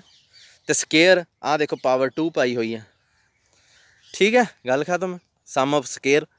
ਅੱਛਾ ਆਹ ਕੀ ਹੈ n1 ਰਾਜੇ, ਪਹਿਲੇ ਕਾਲਮ ਦੀ ਗਿਣਤੀ, ਪਹਿਲੇ ਕਾਲਮ ਦੀ ਗਿਣਤੀ। x1 'ਚ ਆਈਟਮਾਂ ਕਿੰਨੀਆਂ ਸੀ, 4 ਸੀਗੀਆਂ ਨਾ, ਆਪਣੇ ਕੋਲੇ ਪਲਾਟ ਹੀ 4 ਦਿੱਤੇ ਆ, ਤੇ ਸਾਰੀਆਂ 4 ਹੀ ਰਹਿਣੀਆਂ। ਆਹ ਦੇਖੋ ਇਹਦੇ 'ਚ ਵੀ 4 ਹੀ ਲਾਤਾ, n2 ਵੀ 4 ਹੀ ਲਾਤੀ, n3 ਵੀ 4 ਹੀ ਲਾਤੀ ਇਹਨੇ, ਆਹ ਵੈਲਿਊ ਹੈ। x1 ਚੋਂ ਟੋਟਲ ਮੀਨ ਕੱਢਤਾ, x2 ਦੇ ਮੀਨ ਚੋਂ ਟੋਟਲ ਮੀਨ ਕੱਢਤਾ, x3 ਦੇ ਮੀਨ ਚੋਂ ਟੋਟਲ ਮੀਨ ਕੱਢਤਾ। ਇਹ ਵੈਲਿਊਜ਼ ਕੈਲਕੂਲੇਟ ਕਰ ਲਓਗੇ ਤੁਸੀਂ, ਈਜ਼ੀ ਆ, ਮੈਨੂੰ ਇੰਨਾ ਕੁ ਤਾਂ ਮੈਨੂੰ ਪਤਾ। ਬਿਟਵੀਨ ਸੈਂਪਲ, ਸੈਂਪਲ 'ਚ ਦੇਖਿਆ ਜਾਵੇ ਨਾ, ਇਹ ਅੱਡ ਅੱਡ ਸੈਂਪਲ ਆ। x1 ਇਹ ਸਾਇੰਸ ਕਾਲਜ ਆ ਗਿਆ, ਇਹ DAV ਕਾਲਜ ਆ ਗਿਆ, x3 SCD ਕਾਲਜ ਆ ਗਿਆ। ਬਿਟਵੀਨ ਅੱਡ ਅੱਡ ਜਿੱਥੇ ਕਾਲਜ ਆਏ ਹੋਏ ਆ। ਹੁਣ ਆ ਗਈ ਵਿਦਨ ਦੀ ਗੱਲ, ਇਹਦੇ 'ਚ ਦੇਖੋ ਇਹ ਸਾਰਾ ਜਿਹੜਾ ਸੈਂਪਲ ਆ ਨਾ, ਉਹਦੇ 'ਚ ਕੀ ਆ, ਇੱਧਰ ਧਿਆਨ ਨਾਲ ਦੇਖੋ। ਇਹ ਜਿਹੜਾ ਇਹਦਾ ਮਤਲਬ ਹੁੰਦਾ ਨਾ, ਇਹਨੂੰ ਮੈਂ ਖੋਲ ਕੇ ਜੇ ਦੇਖਾਂ ਤੇ ਆਈ ਕਿੰਨੀ ਆ ਰਾਜੇ, ਜਿਹੜਾ x1 ਆ ਨਾ, ਉਹਦੇ ਥੱਲੇ ਜਿਹੜੀ ਪਹਿਲੀ ਵੈਲਿਊ ਉਹਨੂੰ ਇਹ x11 ਕਹਿ ਰਿਹਾ, ਜਿਹੜੀ ਦੂਜੀ ਵੈਲਿਊ ਆ ਨਾ ਉਹਨੂੰ x12 ਕਹਿ ਰਿਹਾ, ਜਿਹੜੀ ਤੀਜੀ ਵੈਲਿਊ x13 ਕਹਿ ਰਿਹਾ। x2 ਦੇ ਥੱਲੇ ਜਿਹੜੀ ਪਹਿਲੀ ਵੈਲਿਊ ਆ ਉਹਨੂੰ x21 ਕਹਿ ਰਿਹਾ, ਦੂਜੀ ਵੈਲਿਊ ਜਿਹੜੀ x22 ਕਹਿ ਰਿਹਾ, ਤੀਜੀ ਵੈਲਿਊ x23 ਕਹਿ ਰਿਹਾ। ਯਾਨੀ ਕਿ ਆਹ ਜਿਹੜਾ ਨਾ ਇਹ ਕਾਲਮ ਦਾ ਨੰਬਰ ਹੁੰਦਾ ਮੂਹਰੇ, ਤੀਜਾ ਜਿਹੜਾ x3 ਉਹਨੂੰ x31 x32 ਹੈ ਨਾ, x33। ਸੋ ਇਸ ਤਰੀਕੇ ਨਾਲ ਇਹਨੇ ਵੈਲਿਊਜ਼ ਡਿਵਾਈਡ ਕਰ ਲਈਆਂ। ਹੁਣ ਦੇਖੋ ਇੱਥੇ ਇਹਦੇ ਵੱਲ ਧਿਆਨ ਦਿਓ, ਇੱਥੇ ਜਿਹੜਾ ਥੱਲੇ ਬਾਕਸ ਜਾਂ ਇਹ ਐਕਸ ਵਾਈਆਂ 'ਚ ਨਹੀਂ, ਥੱਲੇ 6 7 3 8 ਕੀ ਸੀਗਾ ਇਹ ਦੇਖੋ 6 7 3 8, ਠੀਕ ਹੈ। ਇਹਦੇ 'ਚੋਂ ਘਟਾਇਆ ਕੀ ਆ, ਜੇ ਦੇਖਿਆ ਜਾਵੇ ਇਹ ਕੀ ਹੈ, x12 ਫਿਰ x13, ਉਸ ਤੋਂ ਬਾਅਦ x14, ਇੱਦਾਂ ਹੀ ਵੈਲਿਊ ਆਈ ਜਾਂਦੀਆਂ। ਇਹਦੇ 'ਚੋਂ ਘਟਾਇਆ ਕੀ ਆ, 6 ਕੀ ਹੈ ਆ ਮੀਨ। ਸੋ ਸਾਰੀਆਂ ਪਹਿਲੇ ਕਾਲਮ ਦੀਆਂ ਜਿੰਨੀਆਂ ਵੀ ਵੈਲਿਊਜ਼ ਆ ਨਾ, ਉਹਦੇ 'ਚੋਂ ਇਹ ਘਟਾਤਾ 6। ਫਿਰ ਦੂਜਾ ਕਾਲਮ ਚੱਕ ਲਿਆ, ਦੂਜੇ ਕਾਲਮ 'ਚ ਕੀ ਆ ਦੇਖੋ, ਆਹ ਦੇਖੋ ਇਹਨੂੰ ਧਿਆਨ ਨਾਲ ਦੇਖੋ, ਇਹ ਕੀ 5 5 3 7, ਕਿੱਥੇ ਆਉਂਦਾ 5 5 3 7, ਆ ਪਿਆ 5 5 3 7। ਇਹਦੇ 'ਚੋਂ ਘਟਾਊਗਾ ਕੀ, ਦੇਖਿਓ 5 ਘਟਾਊਗਾ, ਹੁਣ ਉਹ ਪਿਆ ਦੇਖੋ ਘਟਾਤਾ 5 5 5 5 5 ਘਟਾਤਾ। ਐਂਡ ਵਾਲੇ 'ਚੋਂ 4, ਤੇ ਇਹ ਮੂਹਰੇਆਂ ਵੈਲਿਊ ਕੀ ਹੈ ਤੁਹਾਨੂੰ ਹੁਣ ਸਮਝ ਲੱਗ ਚੁੱਕੀ ਹੈ। ਇਹ ਆ ਗਿਆ ਦੇਖੋ SS ਬਿਟਵੀਨ ਆ ਗਿਆ 8, ਇਹ ਆ ਗਿਆ 24। ਜਦੋਂ ਇਹ ਕੈਲਕੂਲੇਟ ਹੋ ਗਿਆ ਆਪਾਂ ਇੱਕ ਟੇਬਲ ਜਿਹਾ ਬਣਾਵਾਂਗੇ। SS ਟੋਟਲ ਵੀ ਕਰ ਲਓ। ਟੋਟਲ ਕੀ ਹੁੰਦਾ ਰਾਜੇ, ਦੇਖੋ 6 7 3 8 ਇਹ ਪਹਿਲਾ ਕਾਲਮ ਸੀ, 6 7 3 8। ਅੱਛਾ ਦੂਜਾ ਕੀ ਆ, ਆਹ ਦੇਖੋ ਨਾ ਜੁਆਇੰਟ ਮੀਨ ਕੱਲੀ ਕੱਲੀ ਵੈਲਿਊ 'ਚੋਂ ਘਟਾਤਾ, ਕੱਲੀ ਕੱਲੀ ਵੈਲਿਊ। ਆਹ ਦੇਖੋ ਆਹ ਕੀ ਹੈ 5 5 3 7, ਦੂਜਾ ਕਾਲਮ ਵੀ ਆ ਗਿਆ, 5 4 3 4 ਤੀਜਾ ਕਾਲਮ ਵੀ ਆ ਗਿਆ। ਇਹ ਤਾਂ ਸਾਰੀਆਂ ਹੀ ਵੈਲਿਊ ਆ ਗਈਆਂ। ਇਹਦਾ ਮਤਲਬ SS ਟੋਟਲ ਰਾਜੇ, SS within, SS between, SS total, ਤੋਂ ਇਹ ਤੀਜਾ ਆ ਗਿਆ। ਹੁਣ ਜੇ ਗੌਰ ਨਾਲ ਦੇਖੋ ਨਾ, ਇਹ ਸਾਰੀਆਂ ਵੈਲਿਊ ਲਿਆ ਵਿੱਚ ਇਹ ਜਿੰਨੀਆਂ ਵੀ ਆ, ਅਤੇ ਇਹਦੇ 'ਚੋਂ ਘਟਾਇਆ ਕੀ ਆ, ਜੁਆਇੰਟ ਮੀਨ। ਇਹਦੀ ਤਾਂ ਗੱਲ ਹੀ ਨਹੀਂ ਕੀਤੀ ਆਪਾਂ ਹਜੇ ਤੱਕ। ਸੋ ਜੁਆਇੰਟ ਮੀਨ ਨੂੰ ਸਾਰੀਆਂ ਵੈਲਿਊ 'ਚੋਂ ਹੀ ਘਟਾਤਾ। ਸੋ SS ਟੋਟਲ ਆ ਗਿਆ ਕਿੰਨਾ, 32। ਇੱਕ ਚੀਜ਼ ਯਾਦ ਰੱਖਿਓ ਰਾਜੇ, SS ਟੋਟਲ ਆ ਨਾ ਜਿਹੜਾ, SS ਬਿਟਵੀਨ ਅਤੇ ਵਿਦਨ ਦਾ ਸਮ ਹੁੰਦਾ ਹਮੇਸ਼ਾ। ਦੇਖੋ 24 ਸੀਗਾ, ਇੱਕ 8 ਸੀ, ਅਤੇ ਇਹ ਕਿੰਨਾ ਆ ਗਿਆ 32। ਸੋ ਇਹ ਹਮੇਸ਼ਾ ਬਰਾਬਰ ਹੁੰਦੇ ਆ। ਚਲੋ ਜੀ ਇੱਥੇ ਦੇਖੋ ਹੁਣ ਆਨਸਰ। ਸੋਰਸ ਆਫ ਵੇਰੀਏਸ਼ਨ ਮਤਲਬ ਵੇਰੀਏਸ਼ਨ ਕਾਹਦੇ ਬੇਸ 'ਤੇ ਆ, ਪਹਿਲਾਂ ਤਾਂ ਬਿਟਵੀਨ ਫਿਰ ਵਿਦਨ, ਠੀਕ ਹੈ। ਸੋਰਸ ਆਫ ਵੇਰੀਏਸ਼ਨ ਮਤਲਬ SS ਬਿਟਵੀਨ, SS ਵਿਦਨ, ਦੋ ਹੀ ਕੀਤੇ ਆ ਨਾ। ਸੋ ਦੋਵੇਂ ਇਹਨਾਂ ਨੇ ਲਿਖਤੇ। ਕੀ ਕੀਤਾ, ਪਹਿਲਾਂ ਤਾਂ SS ਕੈਲਕੂਲੇਟ ਕੀਤਾ, ਕਿਹਦਾ, SS ਬਿਟਵੀਨ 'ਚ ਕੀ ਆਇਆ ਸੀ 8। ਆਹ ਦੇਖੋ ਇਹਨੇ ਲਿਖਤਾ SS ਬਿਟਵੀਨ 8, ਅਤੇ SS ਵਿਦਨ ਕੀ ਆ 24। ਅੱਛਾ ਡਿਗਰੀ ਆਫ ਫਰੀਡਮ ਕੀ ਹੁੰਦੀ ਆ, ਪਹਿਲਾਂ ਤਾਂ 8 ਚੋਂ 1 ਘਟਾ ਦਿਓ, 8 ਚੋਂ ਨਹੀਂ ਸੌਰੀ 3 ਚੋਂ, 3 ਕੀ ਆ ਕਾਲਮ, ਕਾਲਮ ਚੋਂ 1 ਘਟਾਤਾ, ਜੋ ਵੀ ਆਇਆ ਨਾ ਉਹਨੂੰ ਡਿਗਰੀ ਆਫ ਫਰੀडम ਕਹਿੰਦੇ, DF ਲਿਖ ਦਿੰਦੇ ਆ। ਅਤੇ ਆਹ ਕੀ ਆ, 12 ਕੀ ਸੀਗੀਆਂ ਕੁੱਲ ਆਈਟਮਾਂ, ਟੋਟਲ ਆਈਟਮਸ। ਉਹਨਾਂ 'ਚੋਂ 3 ਕੀ ਘਟਾਇਆ, 3 ਕੀ ਸੀਗੇ ਕੌਲਮ। ਸੋ ਕਿੰਨਾ ਬਚਿਆ 9। ਸੋ ਡਿਗਰੀ ਆਫ ਫਰੀडम ਕੈਲਕੂਲੇਟ ਕਰ ਲਈ। ਹੁਣ ਦੇਖੋ ਇਹਨਾਂ ਨੇ ਗਾਂਹ ਕੀ ਕੀਤਾ, ਅੱਗੇ ਦੇਖੋ ਕੀ ਕੀਤਾ, 8 ਤੇ 2 ਨੂੰ ਡਿਵਾਈਡ ਕਰਤਾ, 24 ਤੇ 9 ਨੂੰ ਡਿਵਾਈਡ ਕਰਤਾ, ਆਹ ਵੈਲਿਊ ਆ ਗਈ। ਫਿਰ ਬਾਅਦ 'ਚ ਇਹਨਾਂ ਦੋਹਾਂ ਨੂੰ ਡਿਵਾਈਡ ਕਰਤਾ, 1.5 ਆ ਗਿਆ। ਇਹਨੂੰ ਕਹਿੰਦੇ F ਰੇਸ਼ੋ। ਹੁਣ ਟੇਬਲ 'ਚ ਜਾ ਕੇ ਤੁਸੀਂ ਚੈੱਕ ਕਰਨਾ 5% ਲੈਵਲ ਆਫ ਸਿਗਨੀਫਿਕੈਂਸ ਤੇ F ਜਿਹੜੀ ਆਹ ਦੇਖੋ, ਆਹ 2 9 ਆ ਨਾ, ਜਿਹੜਾ ਛੋਟਾ ਉਹਨੂੰ ਮੂਹਰੇ ਰੱਖੋ, F ਛੋਟਾ ਮੂਹਰੇ ਵੱਡਾ ਪਿੱਛੇ। ਇਹ ਵੈਲਿਊ ਟੇਬਲ 'ਚੋਂ ਦੇਖਣੀ ਹੁੰਦੀ ਆ, ਠੀਕ ਆ। ਇਹ ਮੈਂ ਤੁਹਾਨੂੰ ਅਗਲੇ ਲੈਕਚਰ 'ਚ ਸਿਖਾਊਂਗਾ। ਮੰਨ ਲਓ ਇਹ ਉੱਥੋਂ ਟੇਬਲ ਤੋਂ ਦੇਖ ਕੇ ਤੁਹਾਨੂੰ ਪਤਾ ਲੱਗ ਜੂਗੀ ਵੀ 4 ਆਪਣੀ ਆ ਗਈ 4.26, ਠੀਕ ਆ। ਅਤੇ ਜਿਹੜੀ ਇਹ ਹੈ ਆਪਣੇ ਕੋਲ ਆਈ ਕਿੰਨੀ ਹੈ, 4.26 ਆ ਗਈ, ਪਰ ਇੱਥੇ ਕਿੰਨੀ ਆਈ ਆ 1.5। ਅਤੇ ਜਿਹੜੀ ਇੱਕ ਮਿੰਟ ਵੇਟ ਕਰੋ, ਆਹ ਦੇਖੋ ਇਹਨਾਂ ਨੇ ਟੇਬਲ 'ਚ ਲਿਖਿਆ ਹੋਇਆ ਕਿ the above table shows that the calculated value ਕੀ ਆ ਕਿ ਆਪਣੇ ਕੋਲੇ 1.5 ਆਈ ਹੋਈ ਆ, ਪਰ ਟੇਬਲ ਦੀ ਵੈਲਿਊ ਆ ਜਿਹੜੀ ਉਹ ਕਿੰਨੀ ਆ, ਆਹ ਦੇਖੋ ਵੈਲਿਊ ਆਫ ਟੇਬਲ 4.26। ਇਹ ਕੀ ਕਹਿਣਗੇ ਹੁਣ, 2 ਤੇ 9 ਤੇ ਚੈੱਕ ਕੀਤੀ ਹੈ, ਇਹ ਮੈਂ ਤੁਹਾਨੂੰ ਦੱਸੂੰਗਾ। 2 ਜਿਹੜਾ ਛੋਟਾ ਹੁੰਦਾ ਉਹ V1 ਹੁੰਦਾ, ਵੱਡਾ ਹੁੰਦਾ V2 ਹੁੰਦਾ। Hence could have arisen due to a chance, ਮਤਲਬ this analysis supports the null hypothesis of no difference in simple meaning। ਰਾਜੇ ਜਿਹੜੀ null hypothesis ਆ ਨਾ, ਇੱਥੇ ਆਪਾਂ ਮੰਨਣਾ ਜਿਹੜੀ no difference ਆ, ਮਤਲਬ ਕੋਈ ਸਿਗਨੀਫਿਕੈਂਟ ਰੀਜ਼ਨ ਨਹੀਂ ਹੈ। ਆਹ ਦੇਖ, ਜਦੋਂ ਵੀ null hypothesis ਅਸੈਪਟ ਹੋਊਗੀ, ਆਹ ਆਪਾਂ ਨਾ ਬਸ ਆਹੀ ਆ, output due to varieties is insignificant, ਇਹ ਨਲ ਹਾਈਪੋਥੀਸਿਸ ਹੀ ਹੁੰਦੀ ਆ। ਹੁਣ ਨਲ ਹਾਈਪੋਥੀਸਿਸ ਆ ਜਿਹੜੀ ਉਹ ਅਸੈਪਟ ਹੋ ਗਈ, ਸਪੋਰਟ ਕਰ ਗਿਆ ਇਹ ਨਲ ਹਾਈਪੋਥੀਸਿਸ ਨੂੰ। ਕਿਉਂ ਕਰ ਗਿਆ, ਕਿਉਂਕਿ ਆਪਣੀ ਵੈਲਿਊ ਹੈ ਜਿਹੜੀ ਇਹ ਤੋਂ ਛੋਟੀ ਆਈ ਆ। ਜਦੋਂ ਵੀ ਵੈਲਿਊ ਟੇਬਲ ਵਾਲੀ ਵੈਲਿਊ ਤੋਂ ਛੋਟੀ ਆ ਜੂਗੀ, ਨਲ ਹਾਈਪੋਥੀਸਿਸ ਨੂੰ ਸਪੋਰਟ ਕਰ ਦੇਣਾ ਆਪਾਂ। ਮਤਲਬ ਟੇਬਲ ਤੋਂ ਵੈਲਿਊ ਜਦੋਂ ਛੋਟੀ ਆਈ, ਨਲ ਹਾਈਪੋਥੀਸਿਸ ਨੂੰ ਸਪੋਰਟ ਕਰ ਦਿਓ। ਅਤੇ ਨਲ ਹਾਈਪੋਥੀਸਿਸ ਕੀ ਹੁੰਦੀ ਆ, ਨਲ ਹਾਈਪੋਥੀਸਿਸ ਇਹਦੇ ਨਾਲ ਜੁੜੀ ਹੁੰਦੀ ਆ ਇਨਸਿਗਨੀਫਿਕੈਂਟ। ਮਤਲਬ ਇਨਸਿਗਨੀਫਿਕੈਂਟ ਮਤਲਬ ਵੀ ਕੋਈ ਸਿਗਨੀਫਿਕੈਂਟ ਰੀਜ਼ਨ ਨਹੀਂ ਗਾ। ਸਿਗਨੀਫਿਕੈਂਟ ਰੀਜ਼ਨ ਕੀ ਹੁੰਦਾ, ਬਈ ਬਿਮਾਰੀ ਪਈ ਹੋਈ ਆ ਤਾਂ ਨਹੀਂ ਬੂਟੇ ਹੋ ਰਹੇ, ਕੋਈ ਖਾਦ ਨਹੀਂ ਮਿਲ ਰਹੀ। ਇਨਸਿਗਨੀਫਿਕੈਂਟ ਆ ਮਤਲਬ ਕੀ ਆ ਕਿ ਬੰਦਾ ਜਿਹੜਾ ਨਾ ਉਹ ਊਂ ਜਾ ਕੇ ਕਿਤੇ ਪੁੱਠੇ ਜਿਹੇ ਏਰੀਏ 'ਚ ਜਾ ਕੇ ਕੈਲਕੂਲੇਟ ਕਰ ਲਿਆ ਆ, ਅਸਲ 'ਚ ਇੱਦਾਂ ਨਹੀਂ ਹੈ, ਠੀਕ ਹੈ। ਸੋ ਇਹ ਚੀਜ਼ ਆਪਾਂ ਨੂੰ ਪਤਾ ਲੱਗ ਗਈ, ਠੀਕ ਆ। ਓਕੇ ਡਨ ਆ। ਬਾਕੀ ਹੁਣ ਜਿਹੜਾ ਹੈ ਉਹ ਅਗਲੇ ਲੈਕਚਰ 'ਚ ਦੇਖਦੇ ਹਾਂ।